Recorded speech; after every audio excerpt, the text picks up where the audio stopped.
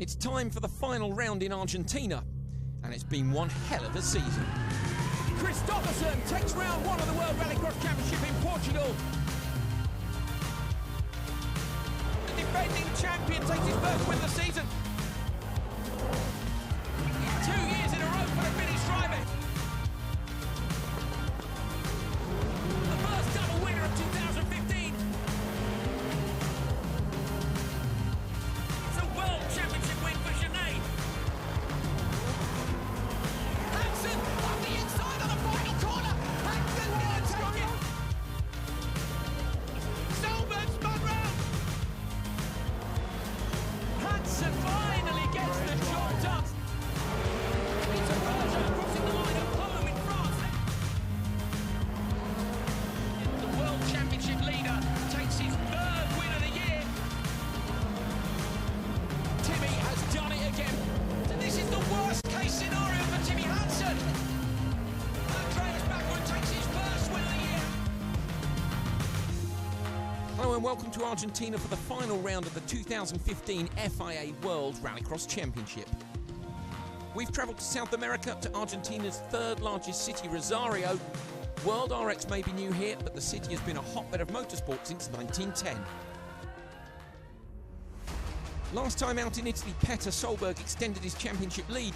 It was a great performance by him, but assisted by his championship rival Timmy Hansen dramatically crashing out in the semi-final. So Solberg has increased his lead at the top to 26 points. The reigning champion just needs to score 5 points in the qualifying stages of the event to guarantee he retains his World Championship title. Keep your eye on the battle for second and third in the championship here in Argentina. It should be a thriller all the way to the final. Petter may be within touching distance of retaining the World RX crown, but second place Hansen will never give in. Whichever way it goes, it's been an epic battle for the right to be called champion. This race, really, I have to have a perfect weekend. I have to have fun in the car and perform as good as I can. If Petter is unlucky, then I need to be there. But, you know, I just have to look at myself and hope to do my own best. It sounds strange, but I'm not going to plan to win the race, but to win the championship. That's the main thing. Hansen on the inside on the final corner. Hansen gonna take it. In Sweden, after they took my win away, I don't agree with the decision they did. I would have definitely done the same again. Although I have to accept it, I have to move on. And this is the worst case scenario for Timmy Hansen. In Italy, I tried to, keep out, but the tires were there, and in an instance like this, I'm in the wall, and yeah, chances are over. Julius, Norway, France and Turkey, that's my four bad ones. But in Turkey, yeah, that was very disappointing. It happened straight away. Great start backward, disaster for Solberg. Solberg goes backwards. We had some problems, for sure. Lost 16 points in the World Championship. So I was quite unlucky on that race. I think Hansen was very lucky.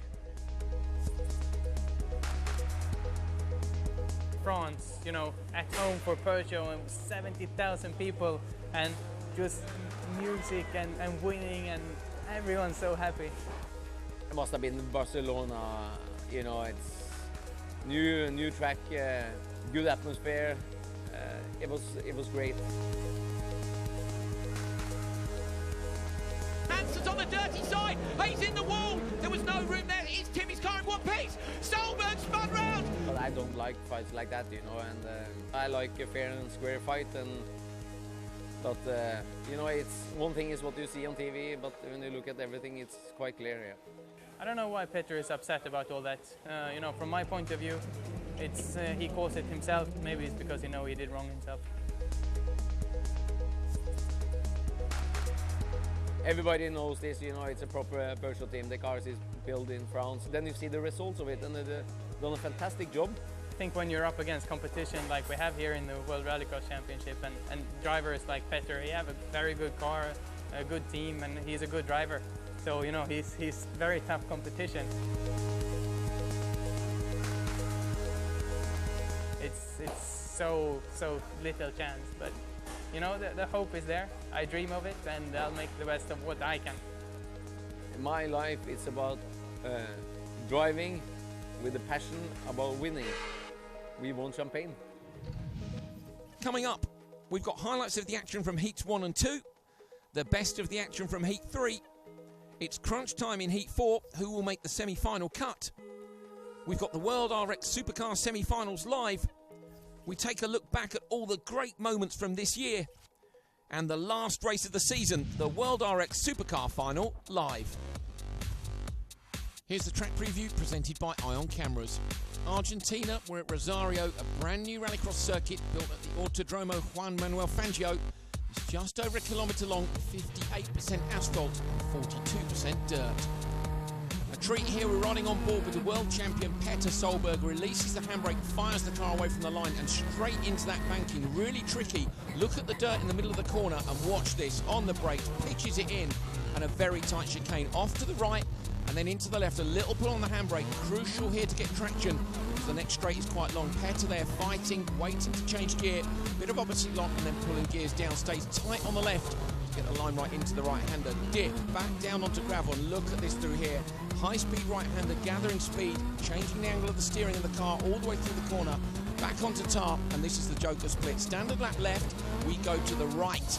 Braking again, and it's an off-camber chicane down to the right, and then into the left before coming up to a 90-degree right-hander, again struggling for traction. This is where the merge is, so we could see people race right to the line that Petter crosses here, and then it's bravery. You want to get a super fast lap time back onto the banking.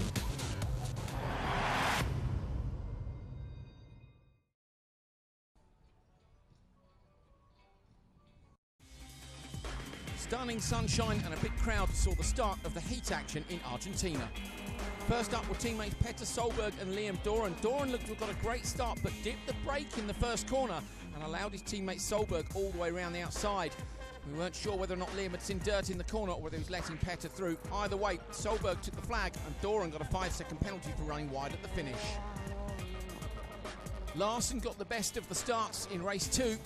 Made it down into turn 1 first and was never bettered. A little bit of dust up in the face of the drivers behind him. A few people going sideways on the way into the Joker lap. Larson out front, a commanding drive. He takes the checker flag and goes fastest.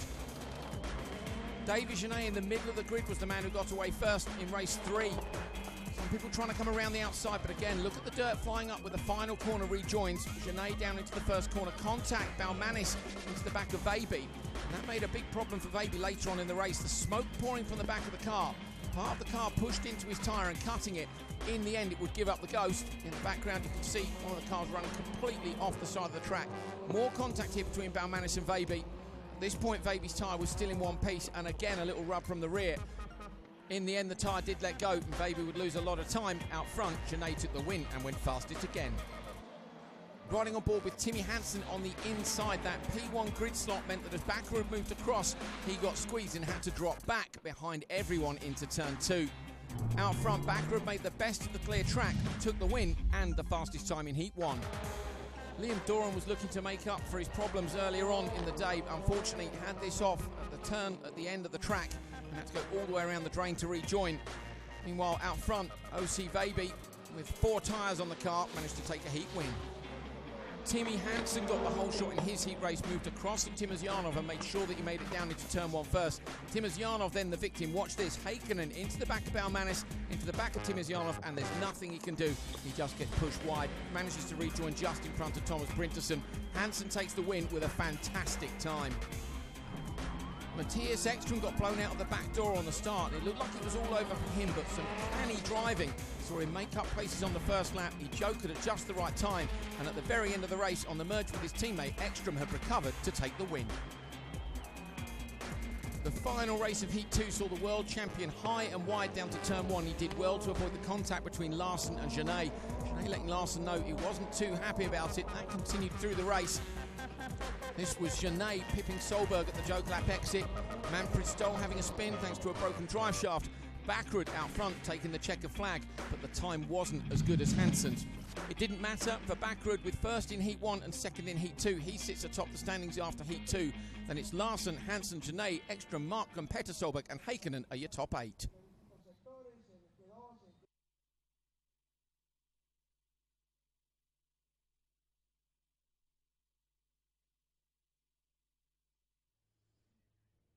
We are here with Matthias Eckstrom in his pit here, and it's pretty amazing what the guys have going on. You've had an exceptional year, ups and downs, ins and outs. Really, what has the year been like for you? Yeah, I think you got it right there. We had a lot of good pace. We had some bad races and unlucky ones. Got the strange win in Höljes and some podiums. I think it was in Lydden. So we are very happy with how we developed. The cars are going fast off the line now towards the end of the year, and lap times been good all the time. So now we're just looking to put it all together. Now talk about that race of the year. What was that really like for you? I think, Höljes, you have to say, was one of the good ones together with Lydden Hill. That's the memories which I have the best. And probably the best weekend was Turkey in terms of our pace, because there we were a dominant car. So there are some tracks where I really like and some a bit less. Now, this is also your first year where you're not only a driver, but you're also the team principal. Explain that. Yeah, it's a bit odd, but still the guys make a good job by themselves. So even if I'm not there on a day-to-day basis, they know how to take care of it. And on the weekends, it's a bit special feeling. You have more interest than only one, and it's actually quite nice. Now let's talk about the car a little bit. How are you feeling about the Audi? How's the performance been? Yeah, I think starting the year we were struggling a little with the starts, but then after, I would say the big breakthrough for us was in Barcelona. We found some new stuff, and from then on we have been doing good starts, and also the pace on track have been good. So I would sum up, the feeling we have now is that we would like to go to the first race. Well, yeah, and here it is. Here you're winning Heat 2. You got a lot going on here for the rest of the day.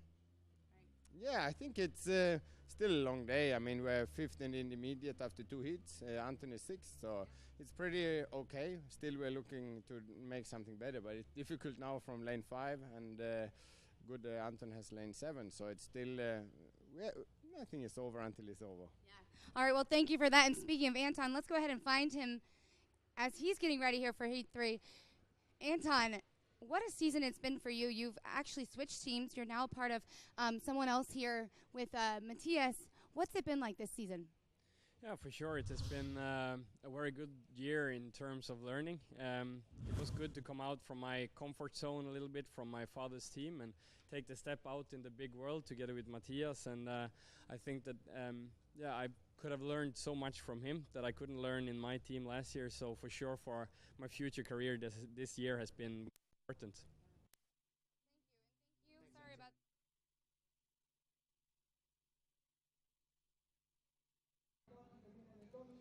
Time for Heat 3, and Liam Doran is in the first race again. Here's the lineup: Munich, Doran and Stoll. Doran ran wide in Heat 1, crossed the finish line outside track limits and was given a 5-second penalty. And then unfortunately in Heat 2, he ran wide at the corner at the end of the straight and ended up having to drive all the way around, almost a river at the end to get back on the track. Stoll with a broken drive shaft.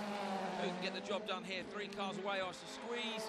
But Munich drops back. Oh, Doran again. That's the 3rd time Doran's had to brake in turn 1, Guy. Yeah, let's see what happens. Trying to go around the outside here, or the cutback in the left-hander. Let's see, that's exactly what he's going to try, the cutback up the inside now. Lovely job by Liam, and great analysis from Guy Wilkes, just trying to get on the gas, but not quite enough space to do it. So Liam's going to have to follow Manfred Stoll. Manfred Stoll was pretty quick, if I remember correctly, in Heat 1, but Heat 2 with that broken shaft. Yeah, Stoll went 5th in Heat 1, so Doran, he can afford to follow him. Obviously, like not to. Maybe joking out. Guy, what would you do? Yeah, if I was Liam, I'd go for it. He's gone for it. Perfect. Liam into the Joker lap. So talking about Joker laps, what do we think roughly it's going to cost the drivers looking at the times?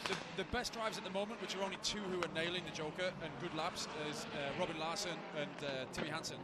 The rest of the guys are at least half a second slower on the Joker lap than those 2, so that's a huge difference to give away on 1 lap. So if they can piece together good laps and a good Joker, that's what's going to put them at the top of the timesheets. We saw Timmy Hansen do an absolutely fantastic job on that last time out. Manfred Stoll, look at this corner here, Guy, and cleaning up far away. Yes, the drivers now are really, well, not complaining, but saying here, this point here, Manfred struggled to keep it on line. They're saying it's so slippery. The second half to the end third of the corner is very slippery, almost like ice. So even though the track has cleaned off, it's still not a huge amount of traction there to get the car turned in. Yeah, slick tyres again, and it's polishing the surface. Maybe not laying rubber down, but it's just polishing it like glass. Absolutely outrageous the way they're able to brake in the banking, put the car on the nose and turn in. The banking must be assisting there with the turning. Of course it is physics, you know, it's giving some resistance, so helping the cars dig in and turn.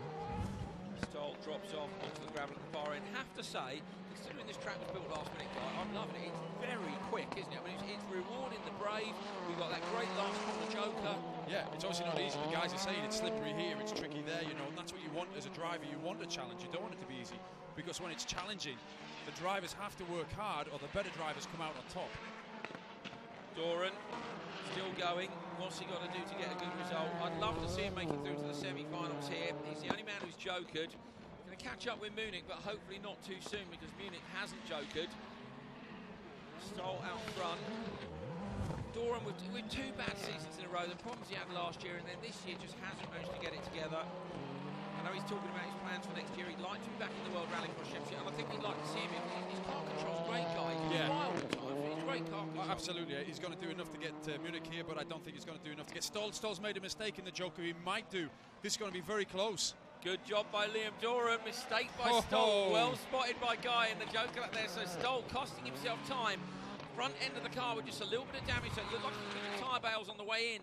Doran takes the win with a 2:43.7, though. It's not going to be quick enough. I think Hansen was a 2:36, was it? On the previous heat was 2:36.5. So will that be enough? The track might be a bit slower. We'll see. That's only the first race. Liam Doran taking it from Manfred Stoll, Rennie Munich, and Gianni Morbidelli. Of course, DNS, broken engine. We won't see him again. Away from the start, Guy. Yeah, obviously, Rennie Munich actually got a good start as well, but then Liam and Stoll are into each other, and Liam's got nowhere to go again.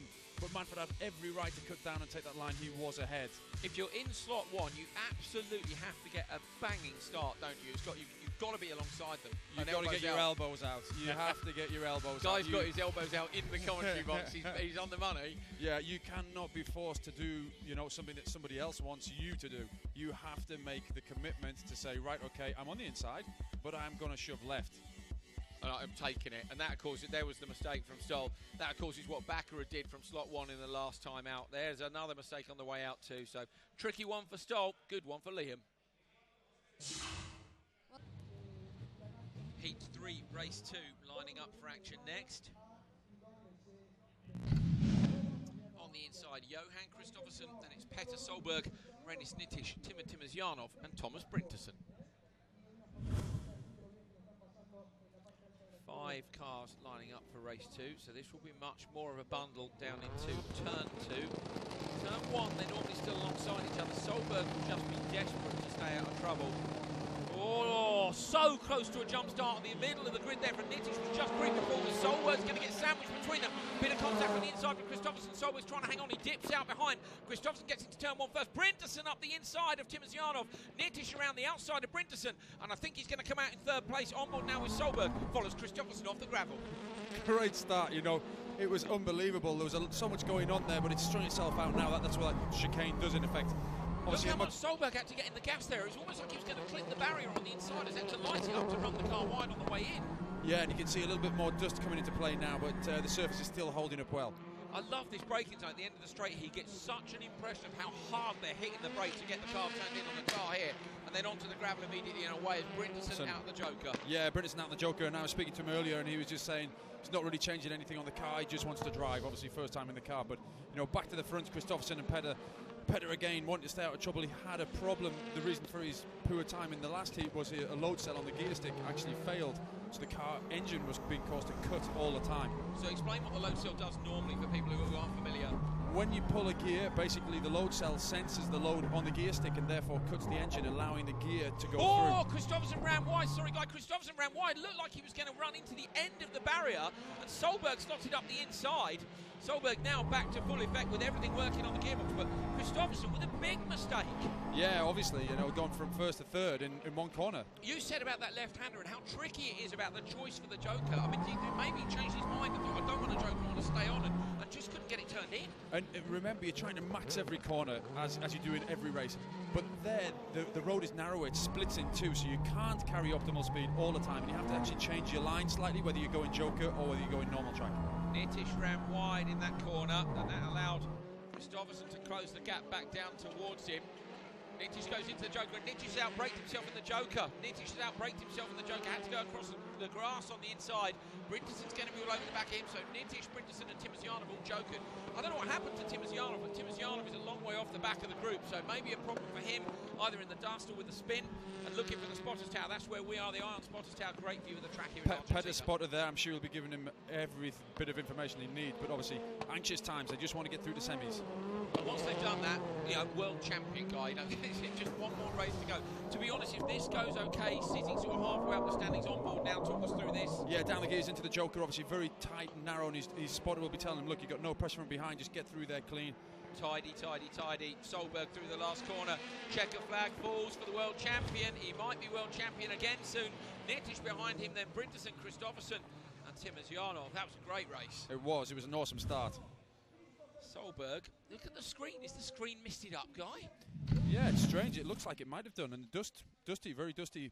Sticking to the screen in some way. Either way, Solberg taking the win from Reinis Nitish with Thomas Brintisson, Kristoffersson and Timosyanov with a problem that we didn't see. Off the line, this was a replay of how the start went down. Solberg did well because Nitish was alongside him. But yeah, Nitish got a great start, but Kristoffersson just slid underneath. They were obviously held up with each other, and Kristoffersson just slid up underneath, unnoticed, and obviously got the lead that way. But I'd like to see how he lost it. I'd like to see what happened to Timmer as well. Timmer going back, as I say, there's Brintisson close to the back of him here. Watching for Kristoffersson. I wonder if we'll see that mistake again. We were on board, I think, with Solberg at the time when we saw it. Here it is, here it is. Oh, looks like indecision. It does, doesn't it? You know, unless he had a problem, but his pace was good all the rest of the race. Well, we'll see. But can he pick up that championship? Petter Solberg, mistake from Nitish there. Running himself a little bit wide. Solberg with a good result. He just needs one more decent heat time, and he gets to pick up that trophy. Here with, Petter was running really well there. He was running quick, and then something happened. What was it? Yeah, no, the pace was good. A little bit slow off the start line, or equal with everybody else. Managed to pass the car that was leading, but then we had the problem with the gear lever. So the load cell on top broke. So it didn't have any system that cuts the engine to put it into gear. That means it's very hard to get into to gears. But he managed to do okay race anyway. So must be happy with this. We need to go and fix the problem, and then maximum attack for the next heat. All right, best of luck out there fixing the problem. Thank you.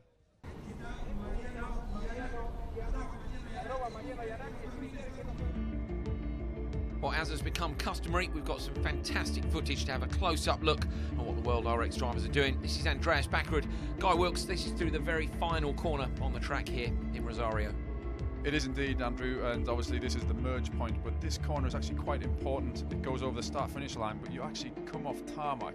It's a tight 90 right, and it continuously opens all the way until it meets the start-finish straight, where it merges again back onto tarmac. And you have to be so clinical on carrying good speed and making sure the car doesn't get too sideways. You can see it here right now with Kristoffersson.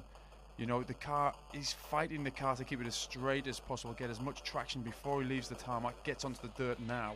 And obviously he will then turn the car again to finish and complete the corner, which is over about 80 to 100 metres long. There's Solberg on the exit of that corner. Look at this absolutely fantastic car control. Seeing it here at full speed, and we'll see it in slow motion in just a moment, but really trucking the car out. We're seeing people use a lot of left foot brake to make it turn into that second section of the banking, and then coming off the banking, we'll see Solberg in just a moment. Look at that, the dip of the nose on the front. We'll get a closer look. Dirt falling out the bottom of the car. There he is coming off the banking. The dirt on the banking, you can see clearly there, and into this really tricky chicane. This corner is quite critical actually, because it's a very slow corner. The long right-hander that we're talking about leads to a short straight about 60 metres, then he turns tight right into this left here. Now this left, you have to slow the car, imperative to slow it enough before you don't want to get wide on the exit. You can see there obviously through a compression the suspension working very hard. Wide is so important to be slow into that corner, as you don't want to overcook it and go wide, because there's a long drag down to another long right-hand corner afterwards. It's, you know, so important to carry good speed out there. So much wheel spin from Solberg here, and then this is on the way in. Thomas Brintisson, 4 times RX Lights winner on his first drive in a supercar. They just damped the track down a bit here, and you can see the difference in the grip. Incredible. Yeah, it's nothing against him. That just shows you the difference of being confident in the car and getting off the brake, using the brake to turn the car, but he must immediately get off the brake once the car is turned and get on the throttle. obviously he couldn't slow the car, like you said, on that slippery surface. So unfortunately, just going wide. We can see here, obviously, Timmy Hansen in the Peugeot. He's coming into this same corner, and you're going to see him really mount the curbs heavily here, completely opposite line to Peter Solberg. And also you'll see the wheel drop into the outside into a pothole, and he's so lucky that he doesn't push the tyre off the rim here. Hansen up on the curbs on the inside. There it is. Guy Wilkes with a great spot, trying to find that traction, get the car off down that next straight, and complete another lap at Rosario.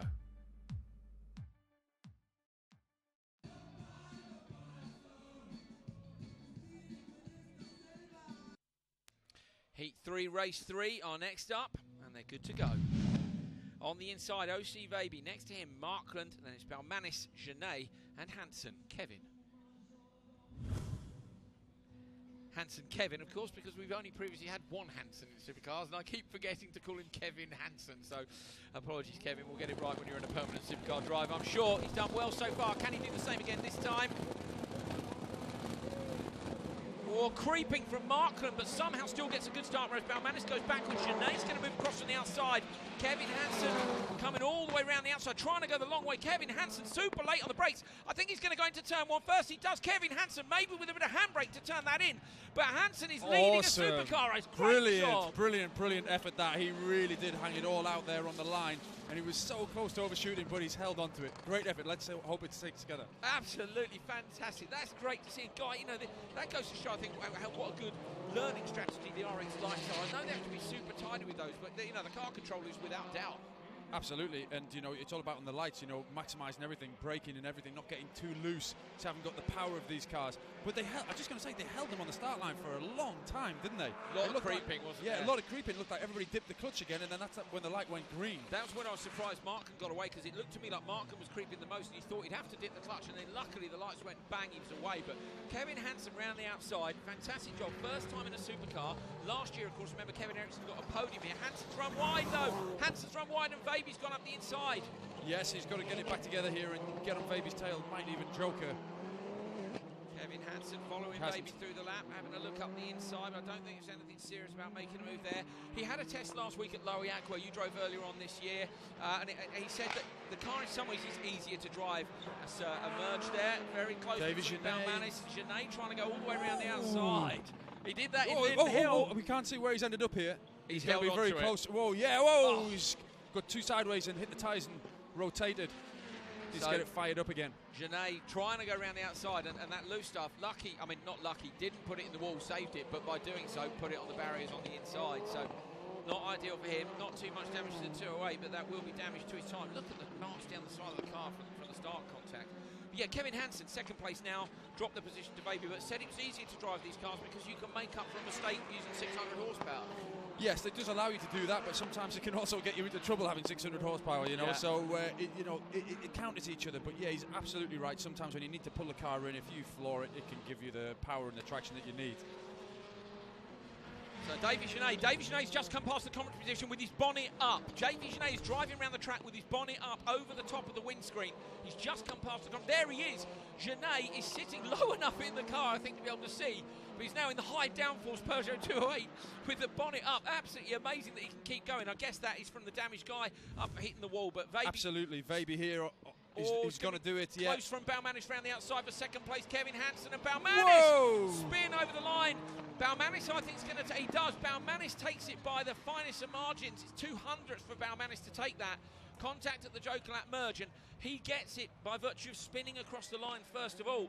Davy Genet following over the line with the bonnet up. That was all action. Kevin Hansen, I think, unlucky there to end up third. The one mistake, otherwise I think he'd have won that, but great drive by him. Genet, impressive too to finish the race like that. You need to be short. I wouldn't be very good in that position. OC Vaby with the win. Yannis Balmanis in second. Hansen in third, but he got the whole shot. It was a great job by him. Anton Markland and Davy Genet finishing with the bonnet up.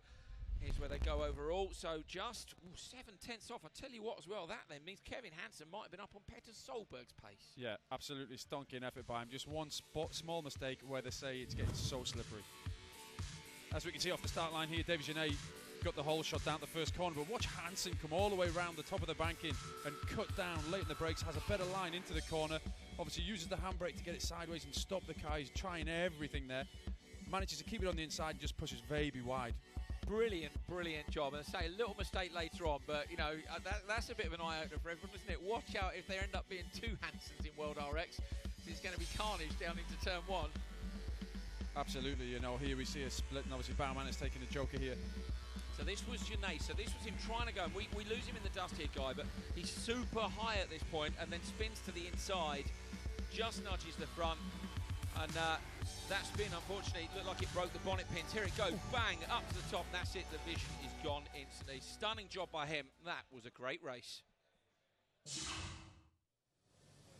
Here with Petter Solberg in his pit. Man, what an afternoon for you. So far, you've already had a couple of issues you're working through. What's going on? I must say, very, very lucky, I must say, because first heat this morning, we had the problem with the gear cut. And when I was driving through the whole track, you know, the engine was cutting and cutting. I thought, bloody hell, what is happening, you know? And then they changed something because they saw the problem. But unfortunately, we have seen is the wiring loom who is burned. So I had the same problem now in the last heat. So the time is not perfect, but obviously we just hope for the best. Now, where will you be after heat 4? Well, I really hope we can. I really hope we can celebrate for sure. But it is a you know, serious problem. So the guys are flat out. So just hope we can get away with not any more problems and a very safe 4th heat. And I'm nervous like mad. I tell you, unbelievable. It's terrible to just wait and wait and wait. Well, we hope we see a celebration with you here. Thank you so much here. Thank you, thank you. Final race of Heat 3. The cars are rolling up to the grid, getting lined up against those jump start sensors. Guy, what are you thinking about Petter Solberg there in that interview about the problem with the car?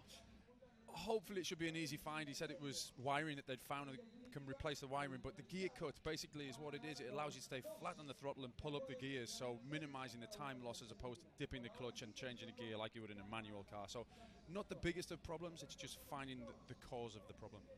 Hansen getting himself all fired up just in case he's got a sniff of that championship, because he'd love to see a problem for Solberg. Here's the lineup. Timmy Hansen on the inside, Andreas Backerud next to him, then it's Robin Larsson, Topi Heikkinen, and Matthias Eckstrom. Must say, I'm looking forward to the run down to turn 1 with this lot on the way in. I know Larsson won't give any ground to Hansen and co. Hansen and Backerud. Backerud's have done a good bit of squeezing on the way to turn 1. Backerud is the meat in the sandwich though at the moment, isn't he? Obviously Topi Heikkinen in this race and you know, Matthias Eckstrom, but Backerud is the one that needs to fight some ground here, because no doubt Timmy Hansen is coming across to the left. Going to try and get out of the inside.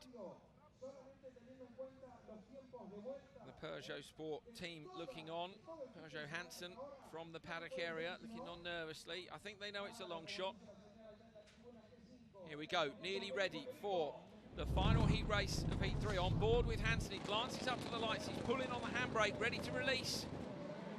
Oh, very even start. I think Backerud got the best of it on the left-hand side of the grid. Eckstrom's doing well too. This is going to be a drag race all the way down. He's literally 5 abreast. Larsson trying to come around the outside. Eckstrom's trying to come right the way around the back end of the grid. Backerud sideways. Hansen just gave him a little tap. He's off on the dirt on the inside. Now Backerud into the side of Larsson. Wow. Wow, unbelievable. Obviously, nobody was given a yard then, so it was bound to happen, but it's strung itself out now. All the cars look to be in one piece, so hopefully we get a good race. I can't really lay the blame of that at anybody's door, Guy. There's a lot of dirt in that corner as well on the way in on the braking zone. I say it all the time, it's rallycross. Yeah. You know, sometimes you get spat out and your wheels get knocked off, but, you know, there was no harm in what anybody did then. Nicely said, Guy Wilkes. Looking at Matthias Eckstrom, who's decided to joker on the first lap, get himself out of traffic. Dust building up just a little bit. He's very, very hot here in Argentina. Hansen out front, running a little bit wide possibly in the chicane there, and Backerud sideways behind him, which is quite aggressive in that chicane, the way they make the car change direction. You have to be, because obviously the surface is getting polished. Although it's dusty, it's very, very smooth, even though it is gravel. And that's what happens, you know, you have to rotate the car, whether it be the left foot brake or the handbrake. Hansen and Backerud both on the standard lap. Susan is looking really nervous with the camera in front of her. Larsson dives into the joker lap. So Larsson, one of the drivers who's been doing a great job in that joker, Guy. Can you spot anything there as to why he's carrying good speed? Eckstrom, I think, is going to get him around the outside. Larsson on the inside. Larsson's going to try and out-drag it. Eckstrom's trying to go the long way round. We saw that didn't work for Janae. Where is he? Where is he? It was great to see, obviously, Larsson with a neutral car and Matthias Eckstrom trying to go around the outside with a big angle on the car, both completely flat. So yeah, Larson in the Joker, why is he good at it? It's difficult to say from here, but obviously he's getting more parts right than anybody else. He's obviously good speed into it, good on the brakes, and carrying good speed through it. Backwards gone into the Joker lap now. Let's see what he can do. Tidy. Is he going to come out in front of Larson and Eckstrom? He does. Heikkinen looking good at the minute too. So Heikkinen and Hansen out front are the only ones not to have Joker, and Eckstrom piling the pressure on. Yeah, just like the previous race, he came from behind before, but he was in with a different group of drivers, wasn't he? Heikkinen running wide a little bit in the chicane there, gathers it up, gets the power down onto the tarmac, but this is all about Timmy Hansen, who's got plenty of time. Heikkinen running a little bit wide out in the dirt as well, and Baccarat too. Yeah, but Timmy Hansen's lap time so far has not been as good as Petter's fastest lap. Quite surprising considering Petter's problem. Hitting the tyres just on the inside as he turns it in. Hansen has just the right hander to go. It's going to come down to heat 4 for the World Championship. Hansen takes the flag in this one. Baccarat, Larson, Eckstrom and Heikkinen. Well, aside from a bit of argy-bargy down turn 1, Baccarat there, just sideswiping Hansen at the end of the race. That was almost I'm not over the moon with you move. Hansen takes the win from Baccarat, Larson 3rd, Eckstrom 4th and Heikkinen in 5th. Overall, Hansen does go fastest, so Hansen goes fastest despite the lap times not being brilliant. Yeah, string them together. Petter Solberg in 2nd, OC Vaby 3rd, Baccarat goes into 4th, Doran, Baumanis, Hansen and Stoll are your top 8 from heat 3. Off the line, talk us through this guy if you can. Well, I want to see what happens with Baccarat and Hansen, whether you see here, Baccarat's car is rotating slightly here. Look, you can see pressure from Larson, and the car gets across the front of Timmy Hansen's, and obviously Timmy Hansen didn't really have a great deal of other options, you know. Baccarat was across the front, he had to try and make it to the corner. And then Baccarat's got to try and turn in, because if he stays outside Hansen, he's got another car behind waiting to slot up the inside too. He's got to try and close the door. Obviously, but when your tyres are in a straight line, that's how a tyre is designed to brake and obviously get the most resistance. And obviously Baccarat's car was at an angle and he was trying to fire it into the corner. Hansen taking this one. The World Championship is going to go all the way down to heat 4 at the final round of the championship in Argentina. Timmy Hansen smiles after that heat win. Now, are you taking these race by race, or are you thinking about the overall championship right now? I want to win here today, that's for sure. And, you know, at all, if I wanted to win the championship, I need to win this race. But Petter's driving really well today. He's safe and he's quick. So if he continues like this, he will be a world full champion. All right, congratulations out there today. Well, great job by Timmy Hansen to take the heat win. He's doing everything that he can possibly do to try and take the championship fight to Solberg. At the minute, though, it is still Andreas Baccarat after heat 3 who sits at the top of those standings. Hansen 2nd, Larson, Solberg, Eckstrom, Yannis Baumanis. Kevin Hansen is looking like making it through to the semis as well. Davy Genet down in 8th. OC Vaby, Anton Markon, Topi Heikkinen and Manfred Stoll are in. At the minute, Kristoffersen, Nitish, Doran and Brinterson are not going to make the cut.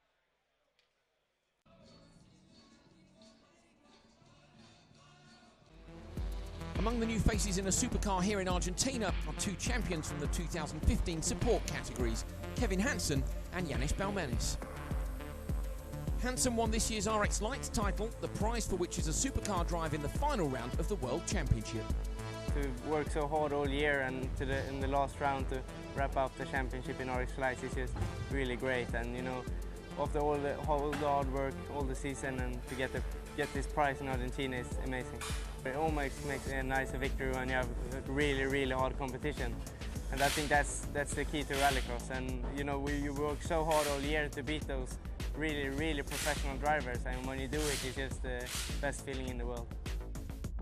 When you win the championship in RX Lights, you get to drive a supercar here in Argentina, and you know, it's a really good prize, and it's good to have a carrot to chase for all year, and to be here with the championship in the back and to drive a supercar is just really cool.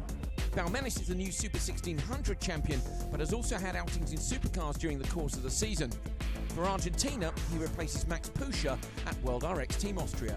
The champion, it's always a brilliant feeling and everything, so become the European champion and as well Estonian supercar rallycross champion, so it's two champions already in the pocket, so what could be better? The good thing is that we lead already from the first race in Portugal until end of Italy, so that's a good thing. And as well, there is a lot of ups and downs from me for the other competitors. So, but I was more the stable one and be in almost all of the finals. Only one time missed out, so it was good season definitely.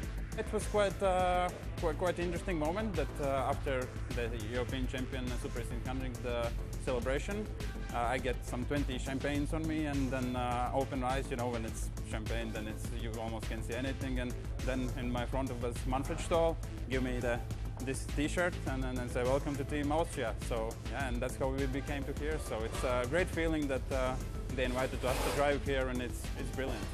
The main thing is that with the Super 1600 and the supercar is that the things with these cars happens much faster than with Super 1600. You're so fast like rocket from one corner and put in all gears, keep accelerating all of the time, so it's just brilliant feeling. The supercar is an explosion when you hit the throttle. You need to handle so much more things in a shorter time. But in the lights, you know, you have more time for the gearing and for thinking to the next corner, but still it's high level racing, and it will be really tough to win both in the RX Lights and here. So yeah, for sure we'll do our best to see what we can get.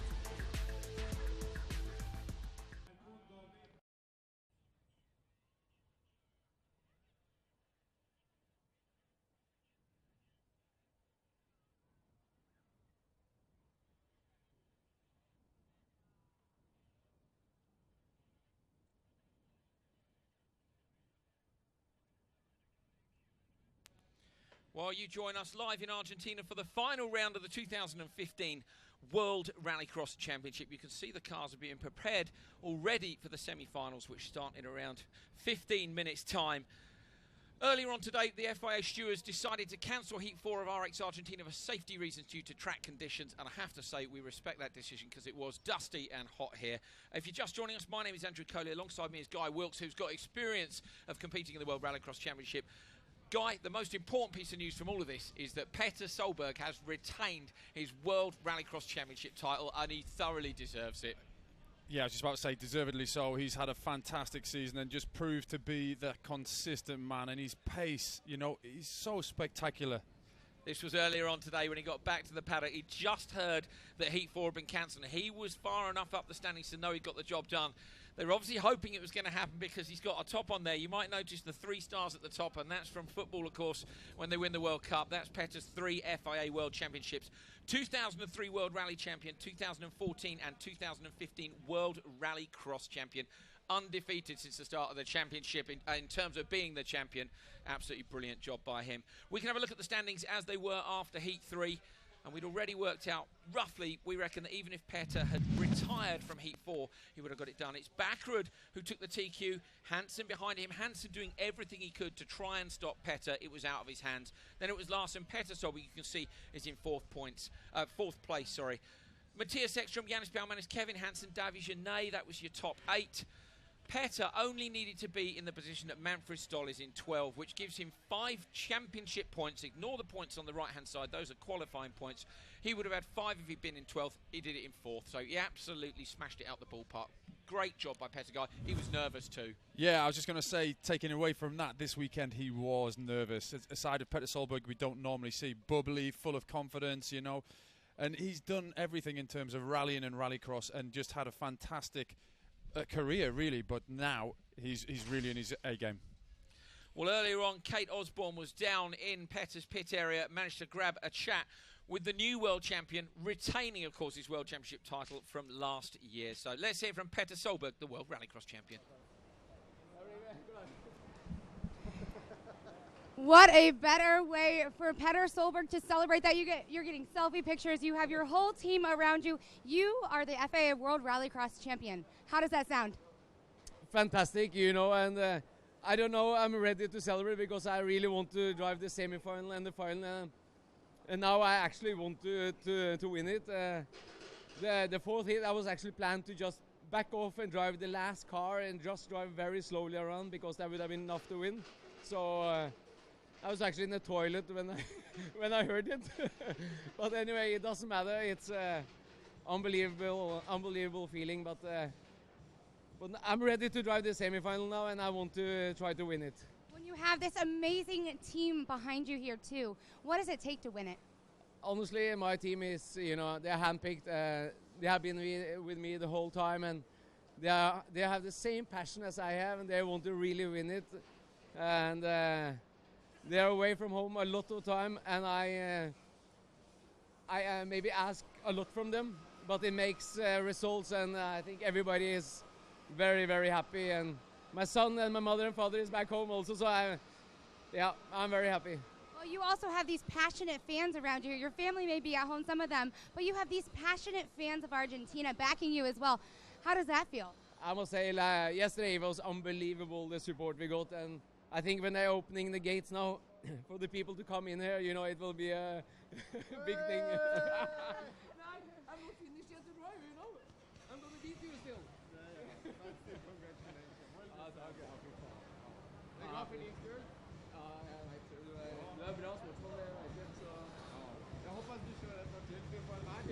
But real quick, as you're sitting here, what do you think of Petter Solberg being the FIA World Rallycross champion again?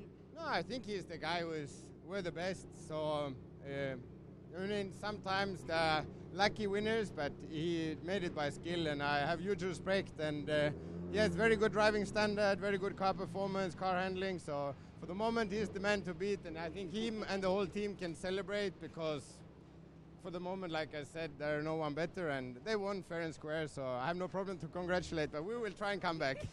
So there's that as well. Now, real quick as well, you were tailed by Timmy Hansen all season long, beating someone as spectacular as him. Does that make it any more richer, or other drivers as well? Does it make it this experience that much better? I think the fight is huge. It's everybody's working so hard to try to, well, first of all, beat me.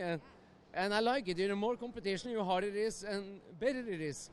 But obviously, when you have a lead in the championship, you drive differently, I'm not behind and I can attack maximum. You have to be smart, and I would rather be flat out, to be honest with you. And I will be that now in the semi-final. I was about to ask, is that what we're going to see you now in the semi-final and hopefully in the final? For sure. I will go for a big attack now. And to win in Argentina will be a perfect ending of the year.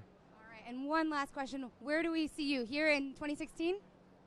For sure, I will drive in 2016. I have a proper plan, working with a couple of manufacturers now, and hopefully we can get it. And, and driving, with somebody would be very, very good. So let's cross our fingers. Yeah, there you have it. Well, you have a couple more things to do here today to solidify your win here in Argentina. Thank you so much. Thank you. We are so happy to have you as our FIA World Rallycross champion. Great to hear from Petter Solberg. There is his car being prepared for the semi-finals. He'd love to finish this season, Guy Wilkes, with a win, wouldn't he? And he's been going well here, but he has had a few issues. Yeah, he's got that monkey off his back now, hasn't he? He was desperate to win it. We've seen that nervous side, as I touched on, and obviously it's not been problem-free. That team is so tight, the way they work. Normally on European events, they sleep on site, they work together. There's very few family members around. It's not like it's a party. They are tight. And this weekend they've had a few problems, but I think nerves, has definitely been one of those things. They just wanted to get it secure. Now, Petter, as he always wants to do, can get his head down and race. Well, we can have a look in a few moments at some of the highlights of Petter's driving here in Argentina. He's been absolutely spectacular all season, but particularly here, some of the corners of the track have been rewarding bravery and car control, and Petter's not short on either of those. He won the championship at this point, Guy. Of course, he didn't realise at the time. He was just desperately trying to stay out of trouble, and we have seen things like this where he's slotted in where Petter would normally go for gold. He's just gone for points. I chatted to him a couple of times in between races, and I said, yeah, it was a smart move, and he said it was absolutely deliberate to stay out of trouble, Make sure he didn't get tangled, and there's been a few tangles, as we've seen. It's so easy to get caught up and just bend something, and, he was desperate to make those semi-finals for the reasons we've already said. Changed his gearbox this morning, didn't he? Brand new gearbox. Didn't like it because it wouldn't go in. And then, the engineers were saying, basically, it was just because it was so fresh and tight, and because obviously Petter was tight, he didn't like it. It didn't feel natural, It was a completely brand new box from what I understand. And obviously the one he had in the car, they changed the night before. So, they had to actually change back, and he felt comfortable. Those are the crazy things that go through your mind as a driver. You start to feel things that you don't usually look for. those niggles as you come towards the end of an event, you know, the noises that you've never heard before, what's going wrong with the car. And you know, Turkey was the big one, wasn't it, where it didn't go well and something broke. He replaced everything for Italy, so he came here in good shape, and still the little problem with the in the car earlier on and a wiring issue meant that he was nervous all day long. But he's done it. He is the World Rallycross champion. He's had a fantastic fight all season long, particularly with one man, Timmy Hansen. Down here on the grid with a smiling Timmy Hansen, regardless that you didn't snag that championship today, but you've had a heck of a season. How would you summarize it? I'm so proud still, you know. We gave Petter a really good fight and it lasted all the way until the last race. Didn't quite reach all that way, but still I'm so proud. You know, we came from a far way back and we've won so many races, and still here today we're competitive and I'm going for the win again. You say you're going for the win here today. What's it going to take to dominate the rest of the day? Oh, it's difficult. You know, semis and finals are so much different from the heats. But you know, the key is getting good starts and handling traffic. But you know, this is rallycross and you can't ever have a plan. So semi's gonna be tough. I think Petter's alongside me. Andreas have been quick too, who starts on pole in the other semi.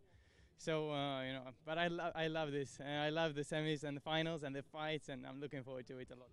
Now, I've got to ask, what was it like also competing with your brother today? I know that was the first time for you guys. Oh, the race against Kevin has been so cool.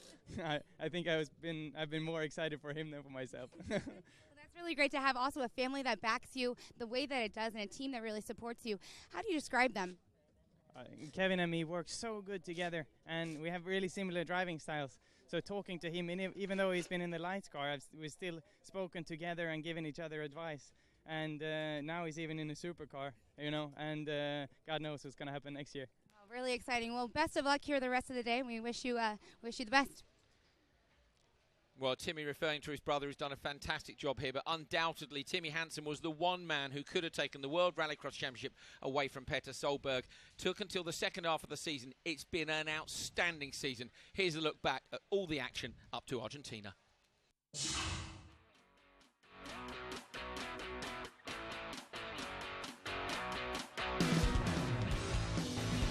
2015 kicked off in Portugal under heavy skies and torrential rain, and it was Johan Kristoffersson for the new VW Team Sweden who put the cat amongst the pigeons, beating the world champion in round one.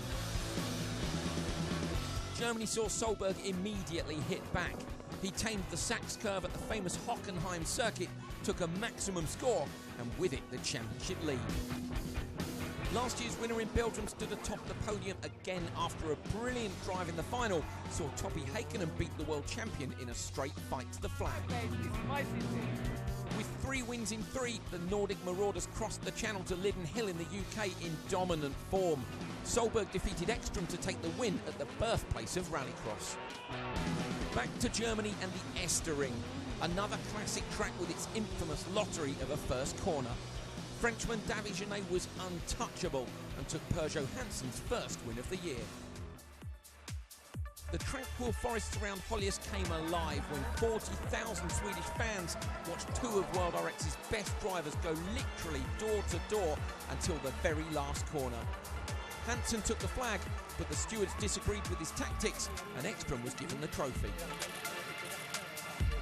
North America and Canada's famous Trois Rivières circuit saw championship prize fighters Hansen and Solberg give no ground, effectively ending both their weekends in the process, with others getting caught in the crossfire too. Genet took his second win of the year. Big drama and big punches in Norway, but nothing could knock out Timos Jarnov in Semi 2. Petter Solberg took a body blow retiring early, and Hansen added insult to injury, taking his first win of the year and closing the championship gap. Round 9, France. Peugeot Hansen were desperate for a win on home soil, but it wasn't to be a Frenchman at the wheel after Genet was fired off. It was his teammate Hansen who secured the team's 3rd win in a row, who was starting to look unstoppable in the team's championship. With the pressure mounting, Solberg gritted his teeth and fought back in Spain, stealing the win in the first corner from Kristoffersson and Hansen. World RX moved to Asia. Solberg had a disaster and was knocked out in the semi-final with a mechanical issue and had the misery hammered home when Hansen stood on the top step in Turkey. Just as the Drivers' Championship was starting to look tight at the top, Lady Luck switched sides again. Italy's first corner claimed Hansen in the semi-final, leaving Solberg with one hand on the trophy. Backerud took a very popular win in treacherous conditions, and it was party time too for Peugeot Hansen, having sealed the team's championship.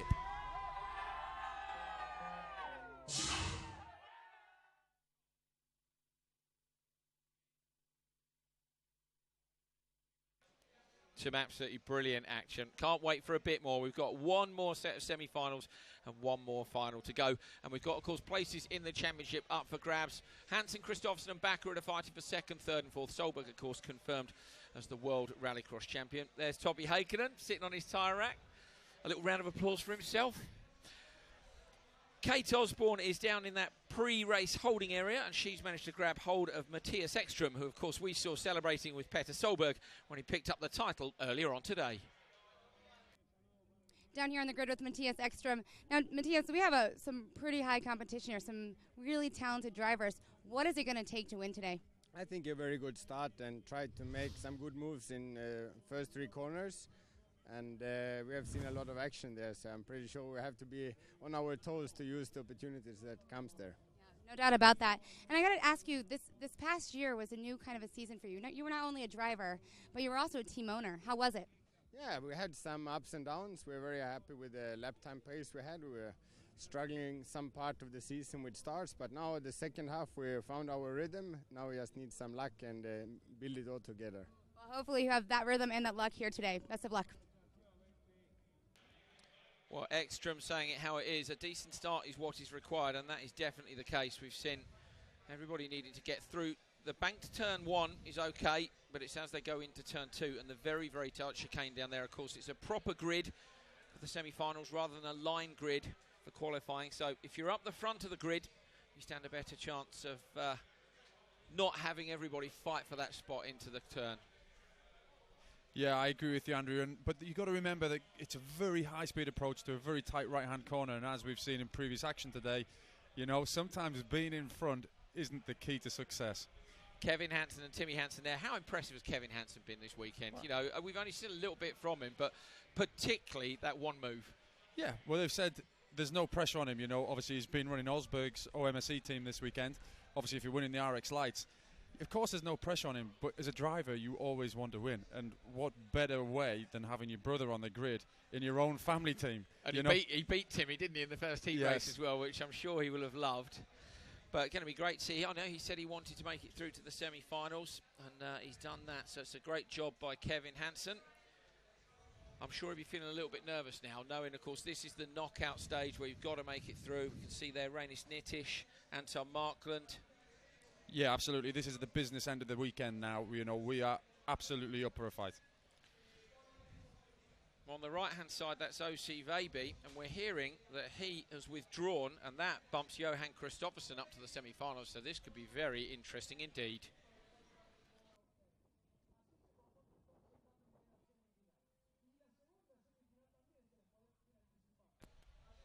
Windy conditions here, but that's not a bad thing. That's going to see the dust blown off the track, which will be nice. Great crowd here today, enjoying all the action so far. Somebody who's been enjoying their weekend is Robin Larsen, who's done a fantastic job. He's qualified in P3. Here on the grid with Robin Larsen. Robin, we just saw you doing some warm-ups over there in the green grass. Is that the best way for you to mentally warm up, or are you a little nervous? Yeah, both. This is the worst to do an interview before, so I try to walk away. We caught you, though. We did catch you. You've been quick. You've been quick all day long today. It's been really neat to watch you. What is your strategy here for the rest of the day?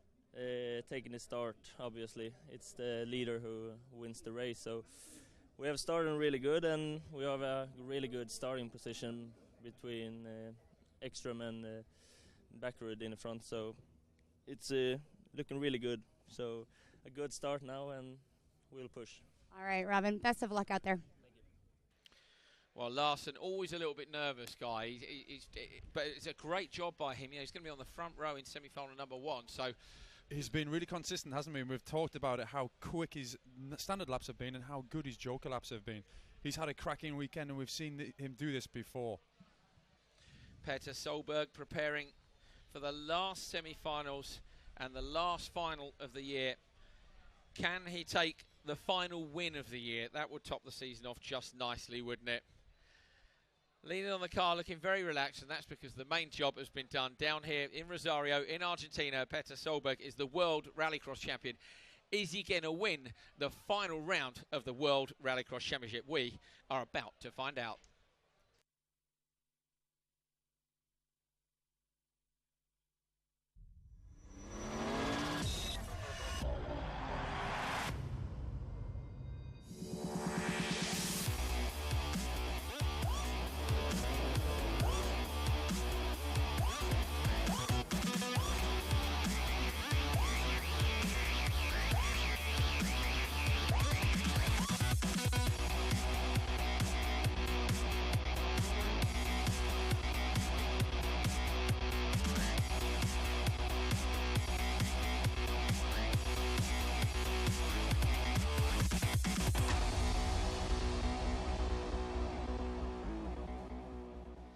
You join us live in Argentina for the final round of the World Rallycross Championship, and if you've only just joined us, we can confirm that Petter Solberg has retained his title. He is the double FIA World Rallycross champion. An absolutely brilliant job by him at the start of the season, held off the nerves through the rest of the season and made it through to the end. My name is Andrew Coley.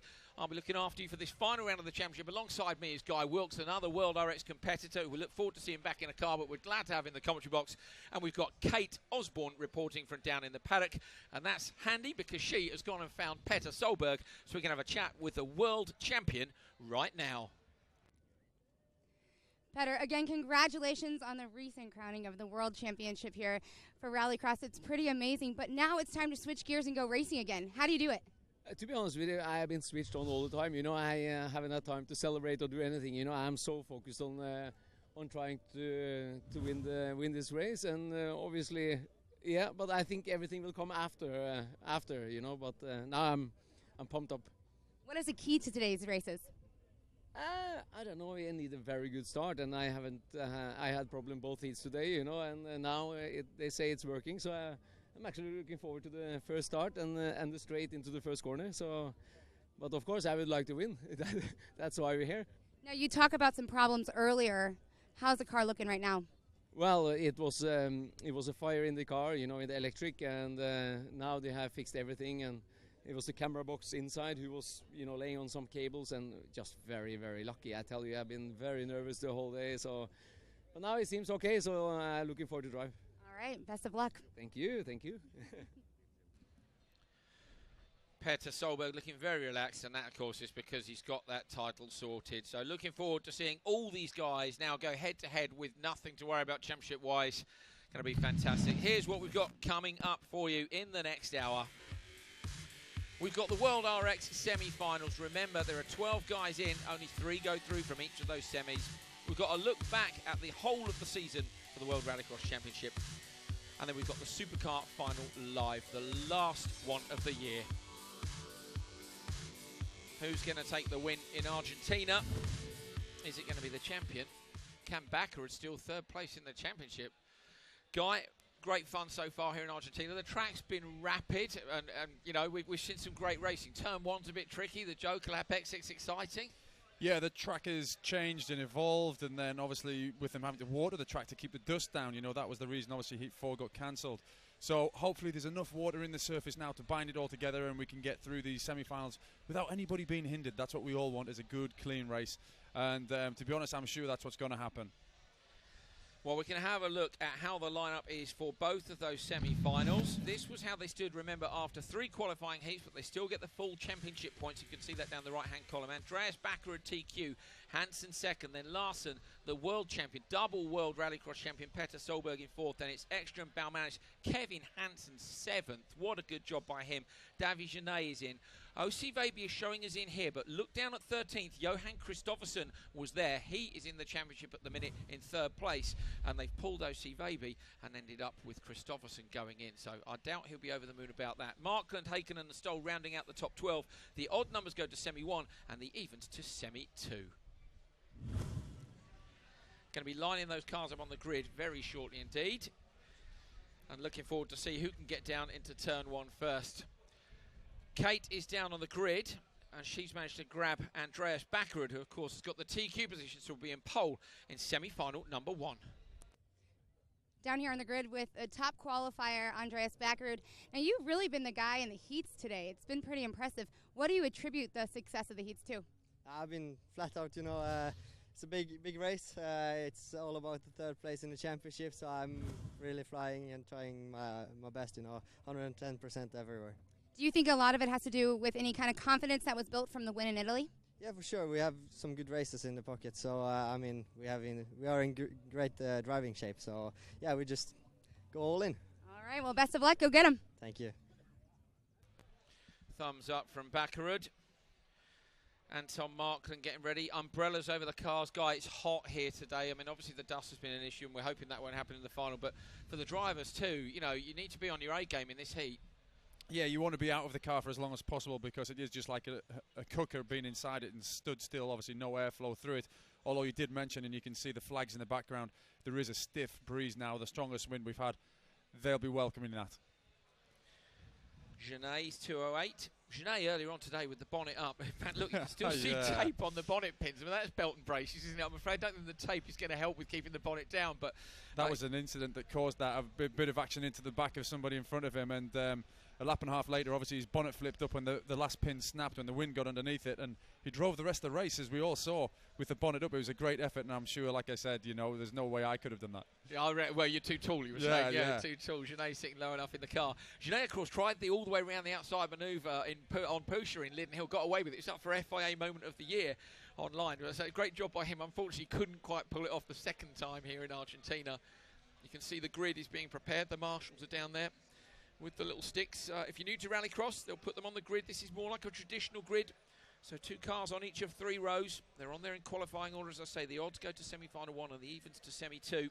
And only the top 3 will go through to the final. So, Guy, this is no holds barred. And what about that run down to turn 1? With a grid now, it's maybe a little bit less carnage, but, you know, if anyone misjudges the brakes, boom.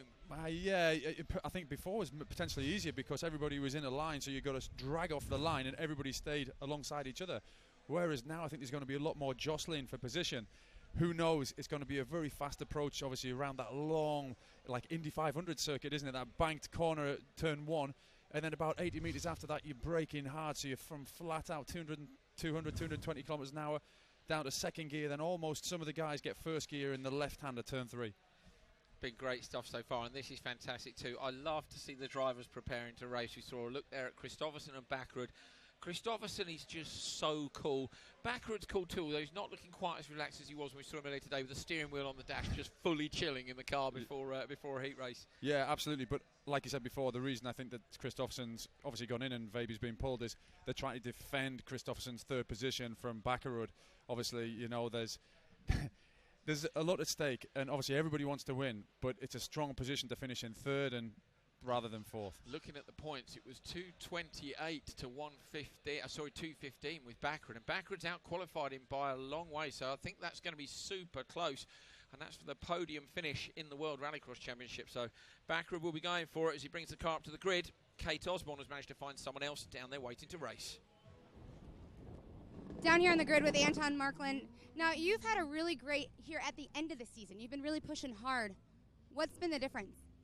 Yeah, I think I have been becoming more of a friend to the car. I know what to do with the car when I'm not really satisfied with it, and I don't feel the trust in the car. As well as the team has started to know me, they know what car I want to have, and I think now we really start to show the potential of both me and the car. Unfortunately now, Heat 3 screwed it up a little bit for me. I was P5, but now starting P5 in the second semifinal instead, last row, it will be tough, but I will fight hard. You say you'll fight hard. You've also, had to really come into yourself with this new team, Matthias Eckstrom's team. How's it been working with him? Yeah, it's been great. I've learned so much, especially from Matthias, but also from everybody in the team.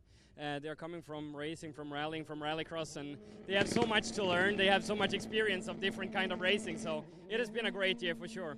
All right, well, best of luck out there. Thank you very much. Markland all smiles. The pressure's off for him very much.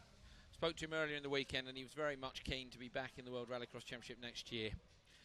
Right, let's get this show on the road. It's time for semi-final number 1 of the final round of the 2015 World Rallycross Championship. Andreas Backerud and Robin Larsson on the front row. On row 2, Matthias Eckstrom and supercar debutant Kevin Hansen. Great job by him. And at the back, Toby Heikkinen and Johan Kristoffersen, who is pretty much equal on points, we think, with Backerud going into this. So Kristoffersen is going to need to go through. We're hearing that all the drivers are on new tyres except for Solberg. I don't know. It's the short answer. Here we go. Semi-final number 1. Green light, great start. Larsson, Backerud got left behind. Backerud's gone back behind Eckstrom as well. Round the outside of him, Kevin Hansen's going to. Kristoffersen's going to try and get through. So Backerud late on the brakes, in behind Eckstrom, but Larsson's going to control this one down into turn 2. Yeah, that was an awesome start, pretty much as I thought. Whoa, Eckstrom's got turned around there. Is he going to stop it from spinning? Inside, someone spun inside. Who's going to come out where? Eckstrom might come out in second still. He has. Huge Unbelievable. Dust cloud, huge dust now. Backerud has dropped back. Where's Kristoffersen? Kristoffersen has come from the back of the grid up to P3, and Backerud's now chasing him. Backerud up the inside on the 2 cars. So Backerud has made it past Kevin Hansen. I don't think anybody will want a joker at this precise moment, seeing that dust out there. I don't think any of the spotters. Oh, here we go. Yeah, Timmy Hansen's in there. He's gone. So in Kevin Hansen. Kevin Hansen, sorry. The 2 Hansens in there now, aren't there? And they're both quick too. So Kevin Hansen has gone. Is that going to drop him back into the dust? Or is he going to end up with a clear vision? Look at this on board now.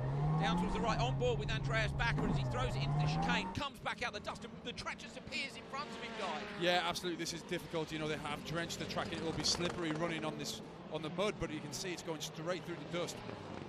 Larsson around that long right-hander is pretty much swept clean, but you can see in these hot conditions the dust is just flying up into the air.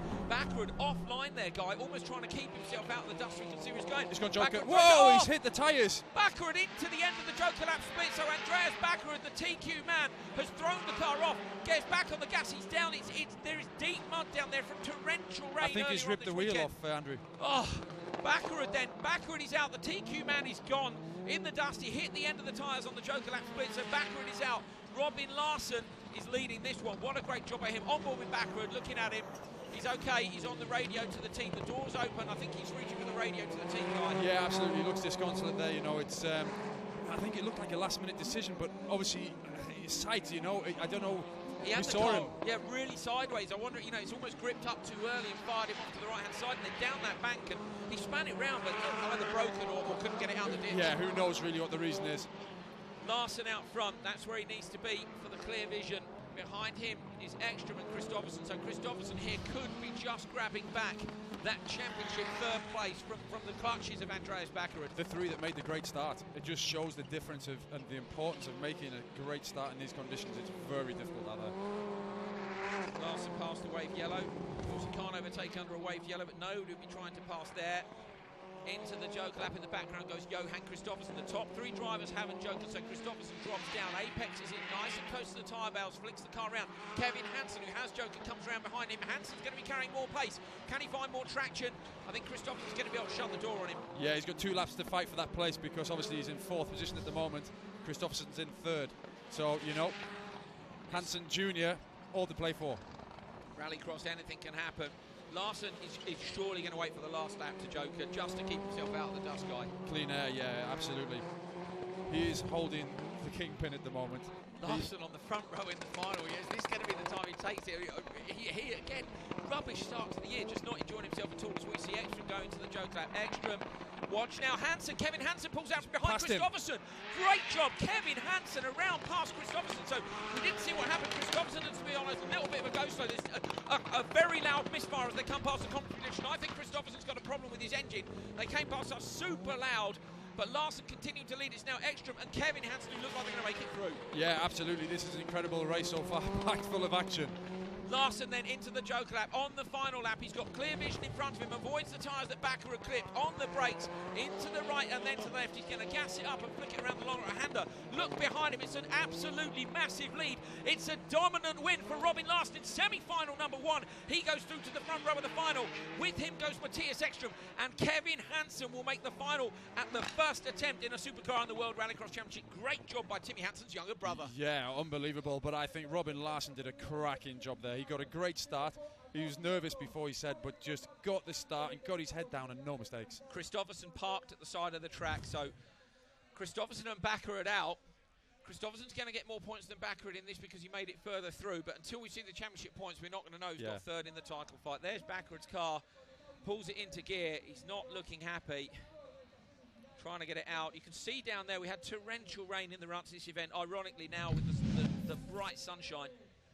Larson taking the win in semi-final number 1, then 6 points to him, but more importantly, he's on the front row for the final. Eckstrom goes through with Hansen, so it's 3 Swedes through to the final. Toppy just misses out, Kristoffersen and Baccarat too, and those two, as I say, fighting for the championship. Kristoffersen only getting 1 more point than Baccarat. It's going to come down to what the difference was and what they did in qualifying. Away from the start, guy. Look at the start. Larson got Baccarat. He backed up the people behind him. Toppy was in the rear of him. Yeah, absolutely, but he got a bad start, and you can see the dust there straight away when they cut the join back onto the circuit. But Robin Larson, and watch this, Matthias Eckstrom takes a couple of hits. Kevin Hansen, sorry again. Yeah. Well, Timmy and Matthias have come together earlier this year. Kevin's carrying on the tradition. Absolutely, and I apologise. I thought he got his wheel ripped off. It was a tyre out of the tyre stack in the circuit. Tiny misjudgment, wasn't it, from Baccarat? But at that speed, that is such a fast split there, guy. Yeah, I've said before, coming out of that long right in the dust, and you're into the left. You're making a decision about the Joker in the left.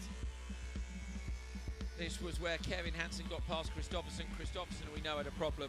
No one could get near Larson, though, and Kate is with Larson's team now. Here with Robin Larson's spotter. Now, he has been on fire today. He's been driving flat out. What is the secret to Robin's success today? I don't know. He was fast yesterday on the first training. He was very fast, and he said to me he liked the track very much, and we finally got set up on the car, so, and he's driving faster and faster, so I'm very happy with him. All right, there you have it. Robin Larson's spotter saying he's extremely comfortable right now. Well, good job by Larson. He takes pole in the final, so absolutely amazing. I'd love to see a win for Larson at the end of the year. Now, we've got a look back at the Baccarat onboard. We're going to be able to have a look back at Baccarat's onboard as he went off. So here we go, onboard with Baccarat in the dust. So this is down onto the gravel section, guys. So through here, look. Slow left. Okay, and then that's obviously out through the right-hander, Yeah, look, we've got to do the long right before we get to the left before the split. So it clears again here as he goes back onto tar. Yeah, and Kristoffersen goes a little bit wide here, so he can just see the wall on the inside pretty much all the time on the way around. You see Kristoffersen way out there wide, cuts back across in front of him. Here, dust, left. Oh, he decides at the last minute. There's no way that was going to go. No, he decides far too late. By the looks of it. When Kristoffersen ran wide, you could almost sense Baccarat's urgency, and I think I can get him here. And then when he's seen Kristoffersen's got traction, he's gone, I can't, I'll take the Joker. No way. You were saying how early you need to commit to that Joker here. Yes, and obviously sometimes you might not want to follow somebody in there, but you're travelling behind someone and you think, I want to go Joker, or your spotter's calling Joker, and the guy in front goes, you've got no get out. It's instant decision. If they go and you go, you can't change your mind. That decision needs to be made earlier than Baccarat made it on this occasion. From physically inside the car, obviously, you know, that has to happen sooner. But, you know, from a spotter's point of view, they can calculate the time, the difference to bring you out in clean air. But that decision needs to come instantly. There is the Ion Spotters Tower overlooking the circuit. Kate has managed to get hold of Susan Hansen. I am down. I'm over here with a very, very excited Susan Hansen. But the real question is, why are you so excited? Because of my not so little baby anymore, Kevin Hansen, who just reached the final in his very, very first ever World RX event. Can you believe that? He's in the finals. That's all. I mean, it's awesome. It's amazing, and we're really happy for him, and we wish him the best of luck here in the final. Thank you, and I'm going to keep these crossed. All day long. Susan Hansen, it's genuine the joy at seeing Kevin through to the final. So, I have to say I think it's a good job. Remember last year, Kevin Eriksson got a podium here, having won the RX Lights title. So, no doubt about RX Lights being a good feeder, but a big step up to a supercar. Oh, absolutely, and he admitted that every time we've seen him. And the funny thing was, in Heat 1, he was actually racing his brother, wasn't he? He started on the outside of the grid. Timmy started on the inside, and they actually ended up getting into each other in between corners 2 and 3. And Kevin came out the winner. You know, the junior came out the winner. So, yeah, it's been a great weekend so far for them. Discussion with them during the press conference on Friday to a fair amount of hilarity about what I asked both of them, what happens if you get in turn 1 with your brother? They both said, I'm coming out first. So it was synchronised. Yeah, they'll need to be side by side for that. Be fascinating to see them both together. I can't see how you could have both brothers in the same team. I think that would. I mean, they are undoubtedly talented enough to pair up, but can you imagine? No, both? It would be really hard. I have 3 brothers, and I can categorically tell you no. That wouldn't work. No, that wouldn't work. That would not work. The fans up in the grandstands with the umbrellas up because it is absolutely boiling hot here in Argentina. The hottest point of the day is around 4 p.m., which of course we are approaching. That's what the umbrellas are for, just to shade them a little bit from the sun. When the action stops, they all go and hide under the grandstand, and then they get themselves back up again, ready for the action. Well, Katie's in the spotter tower, and she's with Ollie Johan. We're going to have a quick chat with him in just a few moments' time. Here in the spotter's tower with Petter Solberg's spotter, Ollie. Now, you guys had quite a little bit of a victory celebration, but then you had to taper it back in and get ready to race. How'd you do it? This has been so. Well, a few problems there, just with the signal. Apologies for that. I'm sure we'll be able to pick that up in a minute. There are those fans again, waving at the big screen. It seems that appearing on the big screen is a big thing in Argentina. They're all dead keen for it, Guy. Yeah, absolutely. It's you know, they're so pleased to have this event here, aren't they? You know, the whole area, you know, it feels like they're so happy when we've been in the town, at the restaurants. Everybody knows it's going on. And as you can see, no town and restaurants in the picture. Obviously, we've got beautiful pictures of horses in the landscape. That is true Argentina. Stunning. We are out a little way out from Rosario. It's absolutely beautiful around here. And the fans, this guy says, they're mad for motorsport. They were mad for rally, and they're mad for rallycross. The Dakar, of course, is over here as well. And yesterday, he was absolutely mobbed. Solberg was absolutely mobbed by all the fans down in his pit area at the end of the day. We can have a look back at some of Solberg's action from the weekend. So let's see the champion in action. Well, this was him with Doran, his teammate. Doran, we felt backed out a little bit there, but Guy, you'd have done that, I think, for your teammate. There's winning and there's knocking the world champion out and ruining his championship when you've both got the same sponsor. And it was not ideal. And it was the first race in Heat 1. Yeah. No, you definitely didn't want that to happen. No, professional driver. That's yes. what you have to do sometimes. This was Solberg in traffic. It's not all his own way, and again, that's because he hasn't been at the front all weekend. Yeah, but again, Andrew, as we've talked, those problems. But he's got so much experience. He's kept a cool head when he's been in the car. He actually told me when the gear shift went wrong the last time, he pulled the wires out of the gear cut, so he knew he was only changing with the clutch all of the time. So just to limit, you know, the amount of problems that could potentially happen, and it worked. To have that amount of headspace when you're driving a 600 horsepower four-wheel drive car, I'm just going to unplug that whilst we're going around here and fix that technical issue. You can actually see the wire that just dangles off the back of his gear. We had a little yellow tag on it. That's the one that he pulled out. Top work, Petter Solberg. And there is the man himself. A quick tyre warm before he gets himself up onto the front row for semi-final number 2. Can the world champion take another win here? He's going to be going up against Larson if he can win this semi-final, but there's other people to beat, including, of course, both the Peugeot Hansons if he wants to get that done. So on board with Timmy Hansen. Handbrake on, releases the car, and then back on the brake to settle it down and get it ready to take that front row. Hansen would love to beat Solberg here, wouldn't he? Those guys are on 3 wins apiece, so he could at least go away at the end of the season with more wins than Petter. There's a bit of pride at stake here, isn't there? You know, obviously both of them would like to win more races than the other. And in these conditions, you only really want to clean the tyres. The ambient temperature is so warm. Normally people say, yeah, they're doing the tyre clean. We do it to try and warm the tyres as well. Here it's just purely to clean them. It's not necessary, is it, to warm the tyres here very much. The track apparently not very abrasive, so that's meant that the drivers haven't been using the tyres up at quite the same rate, and of course no heat force. So people have got better boots than we would normally expect them to have at this point in the weekend.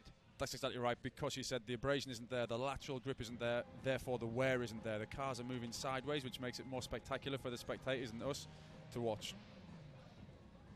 Well, Hansen is on scrubbed tyres, Solberg is on used, Genet is on scrubbed tyres, Baumanis, Markland and Stoll are all on new boots. So Solberg the only one that says used. Scrubbed would imply they've just taken them out for one quick run in practice.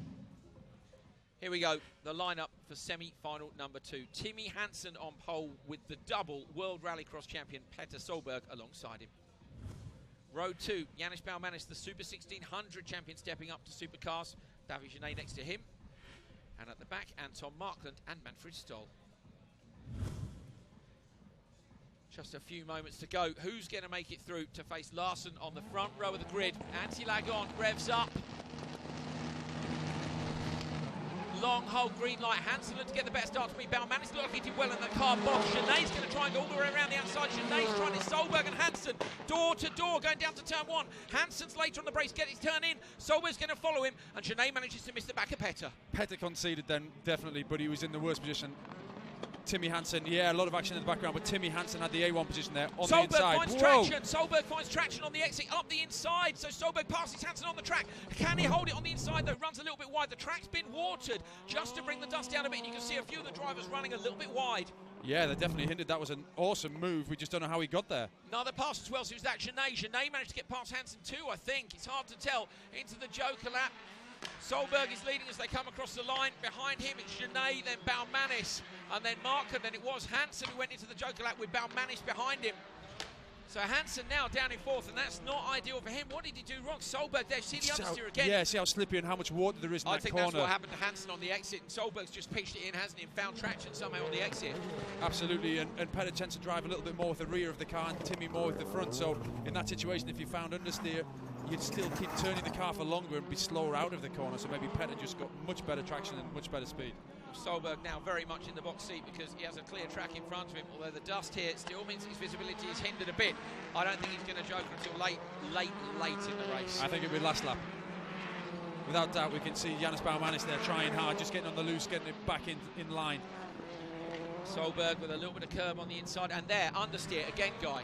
Yeah, and we've seen Petter actually stay off the curbs in a lot of the heats, and Timmy Hansen get on the curb, so I wonder if that's what he did, and it just pushed and washed the front out. Just ran the car out, so basically nudged him offline. And had to come out of the throttle before he could get the car turned and go back into the throttle. Look how hard Solberg's having to work through the right-hander. A big damp patch in the middle of the car, went very sideways, pulls it back again. We've watched that on board, he's amazing through there. Yeah, but a lot more action than what we've seen in the heats in terms of what's happening inside of the car. So Solberg, Sinead going with him, Balmanis and Markland over the line. There's Timmy Hansen trying to chase Solberg down, but I think he's got his work cut out. To be honest with you, I think if Timmy can make it through to the final from the position he's in, he'll be happy. We might even see both the Hansens in the final at the back as well. Yeah, that would be unbelievable. Yeah, have two brothers racing in a final in World RX. But again, Petter Solberg took the curb there. Let's watch his just a little bit of understeer in the middle of the corner as he's trying to tighten. David Genet goes with oversteer, worked very hard to get the angle on the car there. I keep looking in the background, trying to see if Timmy Hansen is able to close that gap down at all, but he doesn't seem able to. It looks like Stoller's joking, and Balmanis now slots out into the Joker. Balmanis into the Joker. Watch Hansen on the outside. Hansen comes around. Balmanis is slow in the Joker, but the Joker guy is looking really, really wet. The Joker's very slow. There's a big chance to make a mistake in there. Stoll with the whole front end missing. Yeah. We haven't seen that at all. It's a good point you made that, because obviously there's less traffic over the Joker. They only go around that once. So, you know, there's only 6 cars in every race going around there, so it stays a lot wetter. And it's off camber too, so it's really hard to get the car turned in. Solberg, I'm sure, will have a crack at getting it right. Genet with Marken with him, and Hansen having to wait on the throttle through that long right-hander. And Timmy Hansen's just set the fastest lap by about a second at the moment. Genet into the Joker lap, and Marken with a big spin! Marken with a massive spin! He runs into the tyre barrier and pitches the car round into an enormous off for Anton Marken. Timmy Hansen passes him. Genet's coming out on the Joker lap. Genet just in front of Balmanis. Balmanis is going to try and go around the outside. Both these guys have tried this early on today. He's going to do it. I think Balmanis Yeah, that was a great move. He needed to be assertive then. There's bits of car all over the place. That's obviously where Stoll lost his bumper. But back with Petter here, you know, on this long right-hander, he's just trying to keep it calm, and he's got to do the Joker lap still, so obviously we'll see how he manages with that. Double wave yellows, yeah, absolutely right. Solberg into the Joker lap is the final lap. Doesn't matter about the time here, remember, it's all about position. Hansen, is that Hansen about to come round and get Solberg? Unbelievable. Timmy Hansen got the tactics bang on. He takes the win in semi-final number 1 from the back. Petter Solberg goes through in second place, and I think it's going to be Balmanis who's going to make it through in third. Genet and then Stoll cross the line. But Anton Markland, with that big off, is going to not make it round to the finish this time. Great job by Timmy Hansen. Big smiles from him. He's on the radio to the team. Happy with his performance. Yeah, I think Timmy Hansen. I'm surprised. I wasn't sure he could do it. Yeah, well, I don't think he can believe it himself, but he's just started knocking in really fast laps, and he went a second quicker than Petter on lap 4. And obviously, Petter's spotter told him, look, just be calm, because he was very slow on his Joker lap, Petter. Well, sending out the forklift to try and straighten out the track markers, which is necessary after a fair old hit for Anton Markland. Timmy Hansen takes the win in Supercar semi-final number 2. Petter Solberg in second and Janis Baumanis in third. So both the RX Lights champion and the Super 1600 champion make it through. We've got Genet, Stoll and Anton Markland are not going to make the cut. From the start then, Baumanis, you see, looked like he got a great start and then he bogged, and Genet tries to come all the way around the outside. Yeah. Timmy Hansen here, you can see, just breaks later than Petter. Petter thought about trying to get in, but obviously couldn't. You know, it was a fantastic start by both of them. Timmy Hansen, there, exactly what I said happened. You know, he just pushed wide in that very wet spot. The tyres got soaked in water. And Petter just got the car straighter, and as you can see, he dragged straight past him. Fantastic job finding the traction. You'll be glad to hear we're hearing that Anton Markland is out of the car. He's waving at the crowd. Anton Markland is okay. He's out of the car, waving at the crowd. That is the most important thing from this semi-final. It was a big hit, and several spins too. Like, he really was in the washing machine there. Solberg, I say, Hansen just an absolutely brilliant job. Look at this. Off to the Joker. There's Markland. Look at that guy. Just a tiny misjudgment. And so lucky not to get collected behind it. Looked like Hansen maybe dabbed the brake to see where he was going to end up. Yeah, it was. It was incredible. It's the first time we've seen that this weekend, that mistake. We've seen a few mistakes on that split, but that just looked like it was a speed issue, and the car just got a little bit too sideways. I think if that had been a concrete wall, I don't think he necessarily would have got away with it. But you know that thing of brushing it once and then going down Glanced it, and yes. instead into the tyres, sucks you in, bang, round the other, and then the other end got sucked in, and he just got whiplash round. You're absolutely right. Sometimes when you hit a concrete wall, you just brush it and it slaps the front into it, and you can actually use it as a glance. You know, Monte Carlo rallying and things like that, Armco's, you don't always do it deliberately, or snowbanks, Sometimes in it Sweden. happens, yeah. But when it's soft, like you say, it sucks the car in. Then when it flicks the front in, that's it. You know, just round it goes, and that's exactly what happened. Front bumper off the car. Car not too bad, to be fair. I think it took a hit on both ends. It's not going to put it on a rope and bring it back. Anton just clambering back in. He had another big shunt earlier on this year in Sweden. We can have a look back actually at Anton's off here. So let's see a little bit of a look at what happened. Guy, talk us through. Here we are watching Anton Markland, rear of the picture. Boom. Yeah, just a little. You can't say too much oversteer. Just obviously speed and just ran out of road ultimately, and obviously it just tagged the tyres and it just flicked the front straight in. Here it is. Here it is. Look at this. Look at this. Lovely low shot, but boom, not so lovely for Anton. Petter crossing through the shot just as he goes in. Bonnet and bumper off the car. Can't see where Timmy Hansen is. He comes now, out watch the for dust. Hansen in the dust. Yeah, watch for Hansen in the dust. He does go on the brakes. He's seen what's happened in front of him. But Anton, as I say, is okay. So they can send the medical services back, which is great news. Markland dragging the stricken EKS RX Audi. We've not been short of action, have we? No, we have not. We haven't been short of action all season, have we? Yeah, no. Seems a good time, Guy, to, you've joined us, obviously, you've done a couple of events yourself this year, that brilliant result for you in the UK. Joined us on commentary for the World Rallycross Championship. It's been great to have you here. What's been your thoughts on the championship for the year?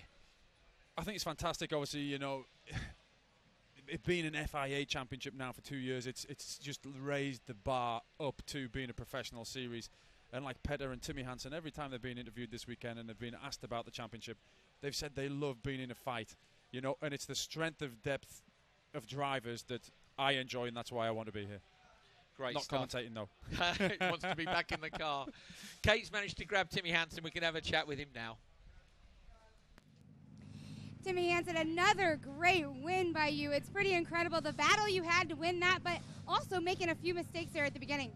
Yeah, I made a few mistakes with the watering. I had one set of tires on the dry and one on the wet, so it was different traction left and right. So Petter passed me and I was in the dust, and David passed me, and I just took my own decision to go to the Joker, complete gamble. And then it was so hard to see in the dust in parts, and also the track was watered, so it was a tough semi-final, and Petter was clear ahead with clear vision, but still we made it. Pretty incredible. And then what's even greater is you get to now race your brother in the final. That is awesome. Oh yeah, Kevin's in the final. I'm on pole. I definitely want to win this last race. There you have it. Timmy Hansen in a nutshell right there. It's going to be an interesting fight, isn't it? We're going to have Timmy and Petter fighting against each other. Robin Larson on the front row. Eckstrom's in there too. So all the people who've had just little issues, let's call them, with each other during the course of the season. And Baumanis and Hansen on the back row, the two of the support category champions. We've got 4 big hitters and 2 of the young upstarts coming in this final. It's going to be great. What I love about all of it as well, I mean, Hansen and Larson on the front row. You know, Larson to be up there, absolutely brilliant for him right at the end of the season. This is a proper small family-run team. I said a big hitter. Robin Larson has had some really bad luck at points this year. He's had fantastic pace and really consistent, and just either lady luck or got tangled in incidents. But, you know, 9 times out of 10, he is very consistent at what he does and how he goes about it. A few last-minute checks here on Kevin Hansen's car. So a bit of tape coming out, just trying to make sure that everything stays in place where they want it. What they're doing at the back of the car as well. Wiping the sponsors off. I was going to say it's tactical. I'm just trying to attract attention to the sponsors. There's nothing being fixed. Clever stuff. Kevin, I'm sure, will be keen to get the best possible result he can. I actually think he'll be. I think be over the moon to have made the final. You know, I think whatever happens, he's done a brilliant job here in not the easiest of conditions either. So Larson and Kevin Hansen getting ready to go. Markham being dragged past our commentary position, and the crowd are cheering him. He's okay, and we are looking forward to the last final of the year.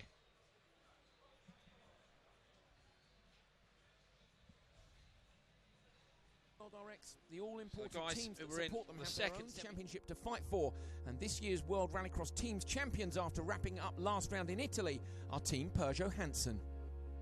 You need to put your heart into it. That's it.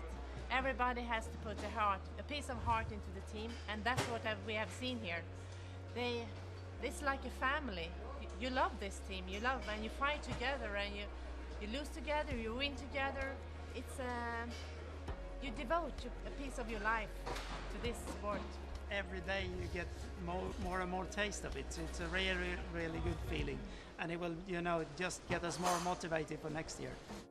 It's been a dominant performance from the Franco-Swedish partnership, with drivers Hansen and Genet taking more top qualifier positions and wins than any other outfit, with 5 of each on the scoreboard. To be champions is kind of unreal, you know.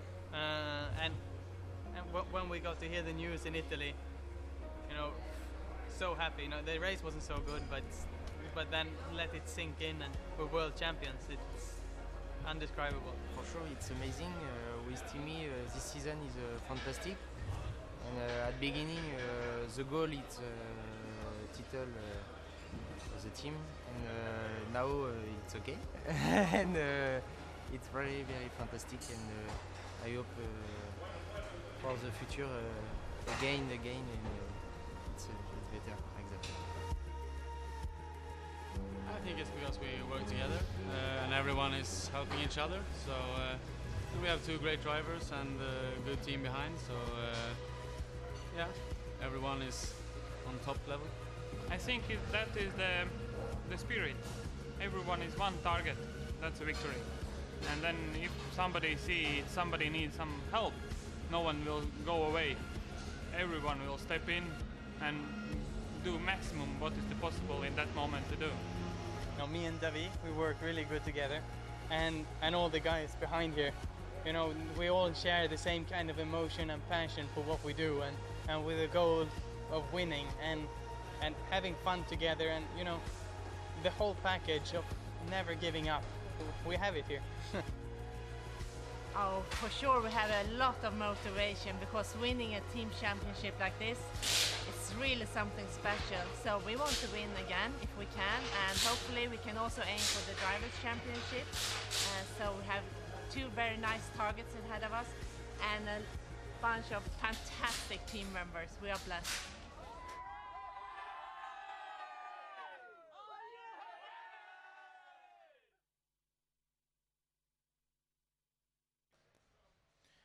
Just 1 race to go at the end of 13 rounds of the World Rallycross Championship. We're in Argentina. Semi-finals are done. We know who's in the final. 1 6-lap race left. Looking forward to rounding out the season in style here. Kate is down in the paddock area, and she's got hold of 3 very important people. Paul Bellamy, the Managing Director of World RX for IMG, Timmy Hansen and Petter Solberg. Down here on the grid with Petter Solberg, Timmy Hansen, and Motorsports Director of World Rallycross, Paul Bellamy. Now, guys, this has really been an incredible day, an incredible weekend for all of you combined. You've had great heats with Timmy, World Rallycross champion, and you've gotten to see it all. And you're new this season to Rallycross. What are your thoughts overall? I think it's fantastic. We've had 7 winners this year. Not many motorsports can actually say that it's so competitive at the very top, and that's what makes it such a great sport. And to wrap up the season, one final to go, guys, and then we'll start planning for next year. Now, how do you see it between you guys, as you guys have been competing all year round? But I mean, to be pushed by Timmy all season to be the champion, it's pretty incredible. Yeah, it's good. More fighting it is.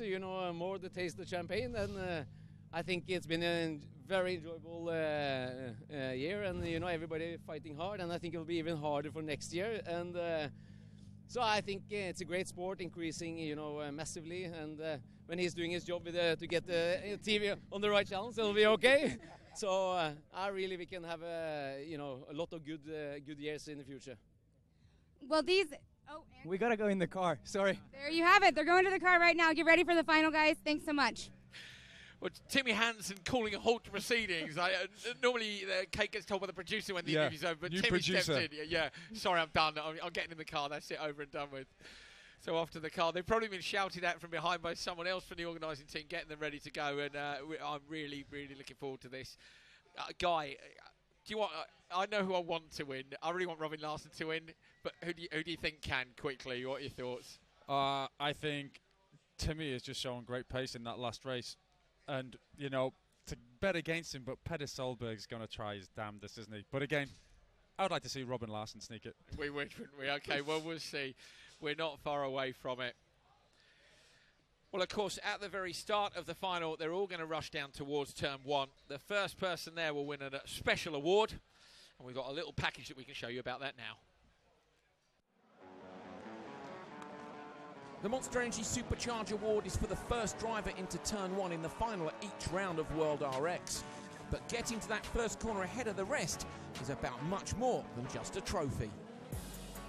It's so small things that makes the big differences to be first in the first corner. So, and obviously, when you're coming close to the first corner, you have to have a strategy of getting them to push you early, brake early, and then you accelerate again. It's a battle, it's not really a race, it's more of a fight. The first corner is, to be honest, where it's won and lost in rallycross. Eckstrom would be a good example for probably the strangest one, because it's a pretty slippery start straight, actually very long, goes into a corner where you can go mad and not brake and still make it around the corner, or you can go really tight and clean and try and take as little risk as possible, and both work. You need to find a position. You can be rough, you can be hard, but you need to protect your line. If you have the inside, it doesn't matter so much if the other guys on the outside have a slightly better start than you, and you can use them kind of as your corner a little bit. It's going to give you the best chance you could have of winning the final, because by winning the Monster Energy Supercharge Award, you've gone into the first corner, you come out the first corner in the lead probably, and then it's sort of your race to lose from there. So it's a big target for a lot of the drivers. If you're going to get that, you give yourself a good chance of winning.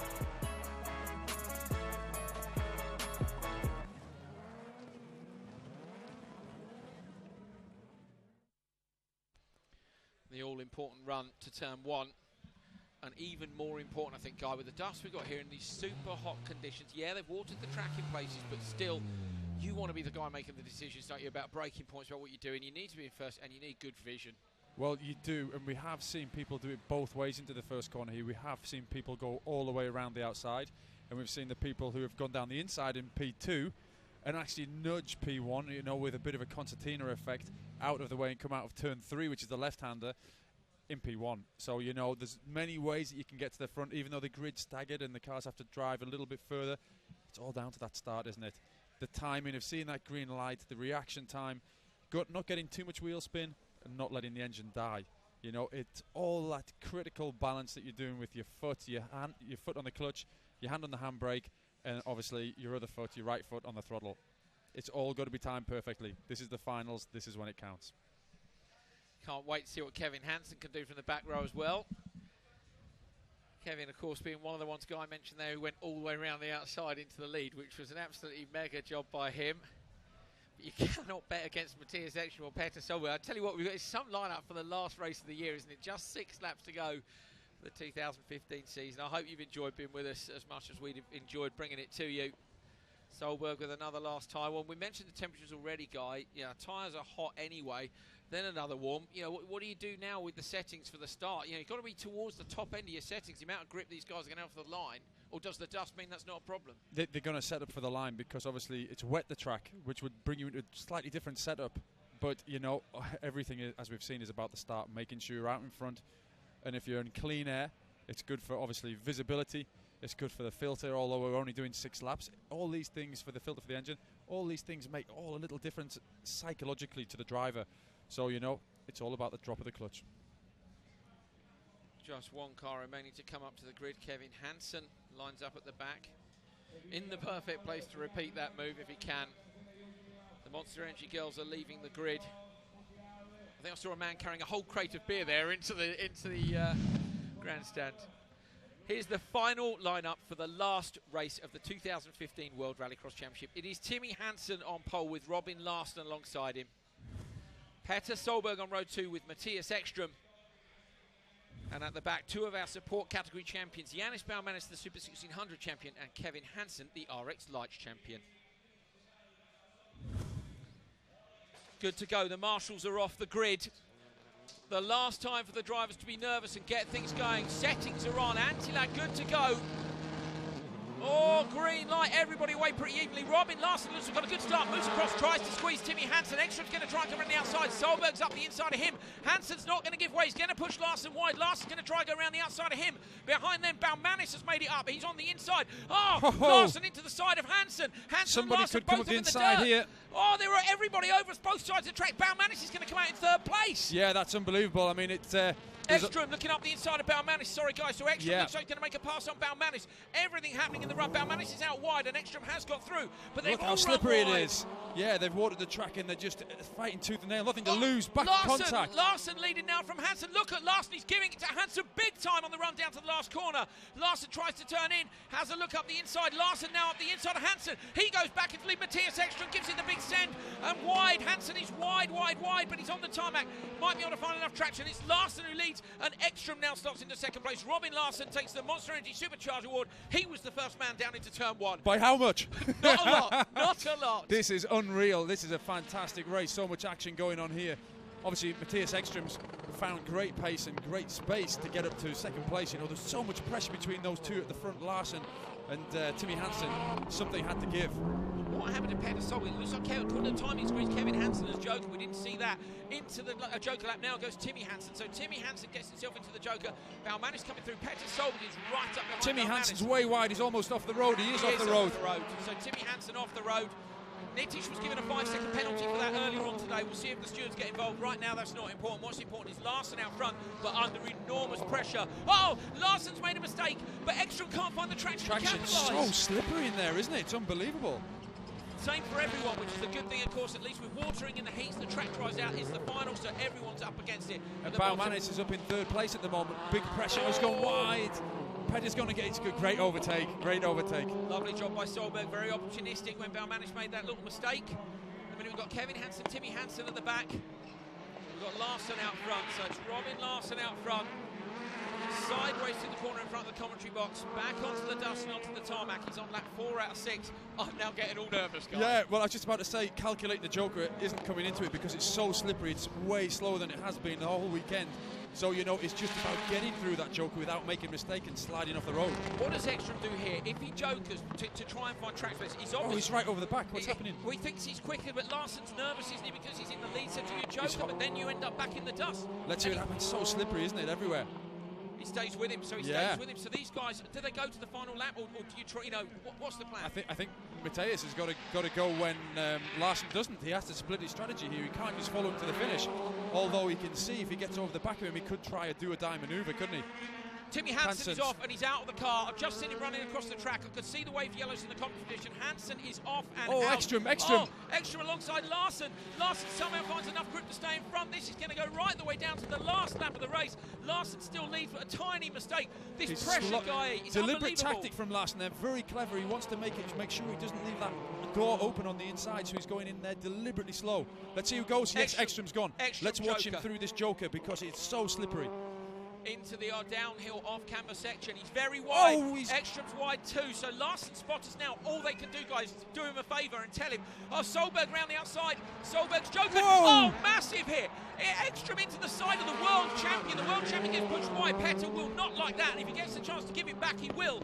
But this is about Larson. What do we spotters do, Guy? What do we spotters do? They've got to tell him, but how when he's so busy at the wheel? And obviously he's full of adrenaline. Look at the damage to Robin's car as well, but he's full of adrenaline. He's got to say, slow it down. You do not realise how slow you have to go in there. Please, Robin Larson, hold on tight. This will be a very popular win in the paddock if he gets the job done. He's on the brakes. Robin Larson showed promise of this a couple of years ago at Linden Hill. The Audi slides and slithers. He's definitely fighting for traction. It's got to be tight. It is going to be tight around the outside. Matthias Eckstrom's flying. He's done it. Larson! He's done it. He's done it. Win at the end of the World Rallycross Championship. Robin Larson, his first win in the championship. What a great win. Oh, fantastic stuff. The team are over the moon, and so are we. That will be a really popular win. Larson takes it from Eckstrom and Solberg. There was a fair bit of argy-bargy in there. But Larson, what a great job by him. What a great race. Unbelievable action the whole way throughout it. That's what World Rallycross is all about. That's how you finish a World Rallycross Championship. Absolutely fantastic. Everything's hanging off the car, but he held out. And that joker lap, Guy, that joker lap at the end. Did you see how slow he went into the left and he just fighting for grip? That was like driving on ice. You could see it from everybody who'd gone before. All these guys can drive. Yeah, Timmy Hansen slipped off the road there. Eckstrom almost slipped off the road. And he was struggling so much for traction. We could see Eckstrom coming down the straight, the last straight into the last right-hander before the finish, and it was just, who's going to do it? Solberg out the car, hands up. Pragmatic. Got to be honest, the contact between him and Eckstrom, I don't think there was any malice in it. No. Eckstrom's got on the gas. Solberg's come round the outside and boom into the side. They're unsighted because of the barriers and the dust. And they both have a right to the line. Well, Larson has taken the win. As I say, it will be very popular throughout the paddock. It's going to be extremely popular with his team. So Kate is with Larson's team in the Iron Spotters Tower now. What a win for this team. Absolutely incredible. Robin Larson just won the race here in Argentina, and you guys just celebrated so incredible. We got emotions all around. Can you put this into words? He has drive wonderfully the whole event here. So he started, was fast in the first training, and he drive very fast, but he don't take any chances. So, and that was enough for him, and we find a good setup of the car. So we are very, very happy. That was the first victory, and yeah, I hope I can be more. All right, there you have it from Michael, his spotter here. Absolutely incredible for Robin Larson and team. They're more pleased than they look. I think they're just completely shell-shocked. The world champion is on top of his car. That was Michael Jernberg, an expert at Rallycross himself, who's involved in that small family team. Wonderful stuff for them.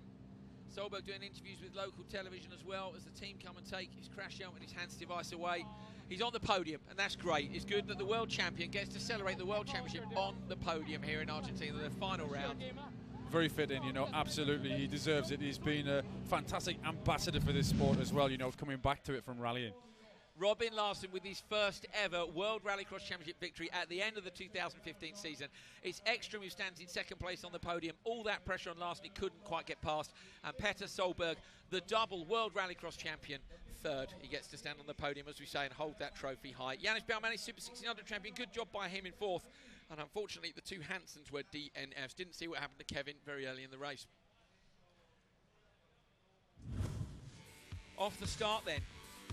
And it was all about that. Look, he has half a car in him, but then coming back down to turn two, here Timmy is fighting hard left. Robin's fighting him right, and then obviously here, see what happens. He did well. He actually did well there to keep it on the track. And Hansen runs wide. Larson goes on the correct side of the barrier. Hansen the wrong side. But this was it. Look how much he gets into Hansen through here. I am not having that. And then back, and then back again. You know, both of them. Yeah. That's just fighting and fair. And up the inside again. Look at this alongside each other. Finds some space. Hansen just gets a load of understeer. Look at Eckstrom. The angles of the cars there just prove how slippery it was. and they'd have been using every horsepower that they had under their right foot to try and get that car back in the direction they want to go. Larson came under enormous pressure at this point from Matthias Eckstrom. Eckstrom was so close in the back of him. You can almost sense, you know, the nerves of, oh, I'm going to win it, I'm going to win it. And he's desperately trying to hold on and looking in his mirrors. Hansen with the off in the Joker lap. Yeah, absolutely. But like you said, Robin Larson drove with the experience in his head that Matthias Eckstrom has already with experience in his backside. You know, Matthias Eckstrom is the most experienced guy, along with Petter Solberg. But he did tactical things. He slowed him up into the corners where he knew it was very slippery. It was a great drive. Look at that, scrabbling for traction, just desperate to get out of the corner. And he will have been praying to find traction when he came out the Joker on the last lap. I'm sure see that. That was Hansen going off. Oh, no! They hit each other. The two brothers. Hansens came together. Oh, no. Okay, well, yeah. That remains to be seen, doesn't it? That'd be an awkward interview. I'd quite like to see. At least it wasn't for the lead. Larson and Eckstrom. Larson on the brakes into the dirt section. This was Eckstrom. That was probably the difference in win and lose. So do you think they got on the radio? I know we talked about it in the race, but surely they would have warned him. There was Hansen, the wallop. Yeah, massive hit. Oh, look at the door on Eckstrom's car. But he'd done enough. Larson had done enough. Held on, despite scrabbling for grip all the way through the Joker lap. He made it out, and it's Larson who takes his first ever World Rallycross Championship win. Well,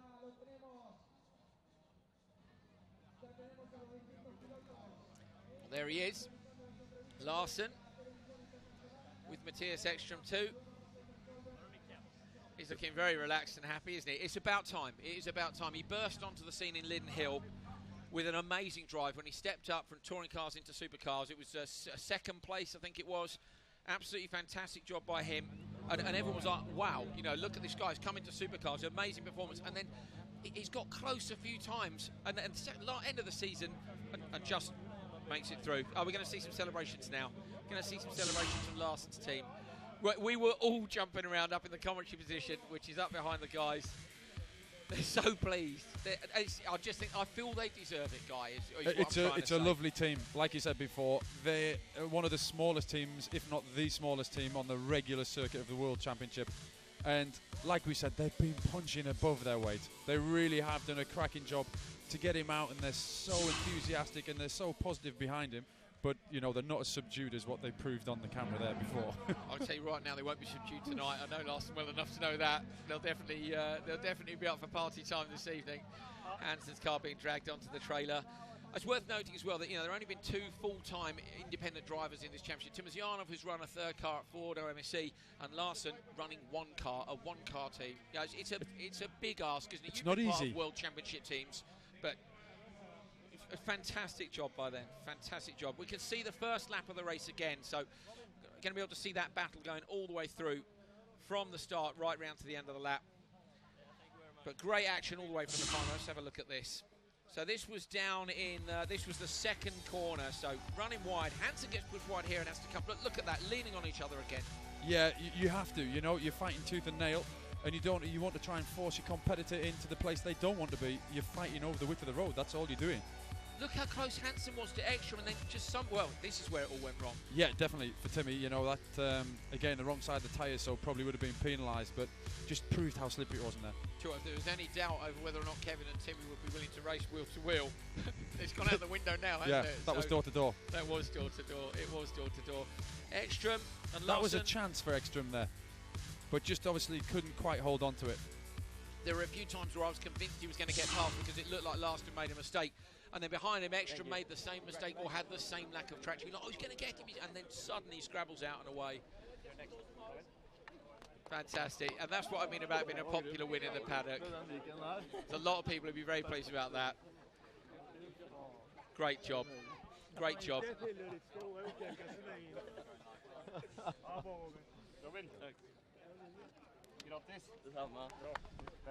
Robin Larson still continuing to be congratulated by everybody in the paddock.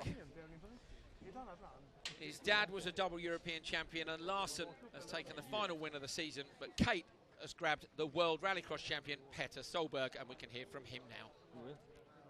Here with Petter Solberg, and he literally just said, wow, that was a hard final. What was so hard about it there for you? Honestly, in the first corner, I don't know what happened actually. You know, I couldn't see anything. I was out on the grass, and I just stopped up and waited till I could see something.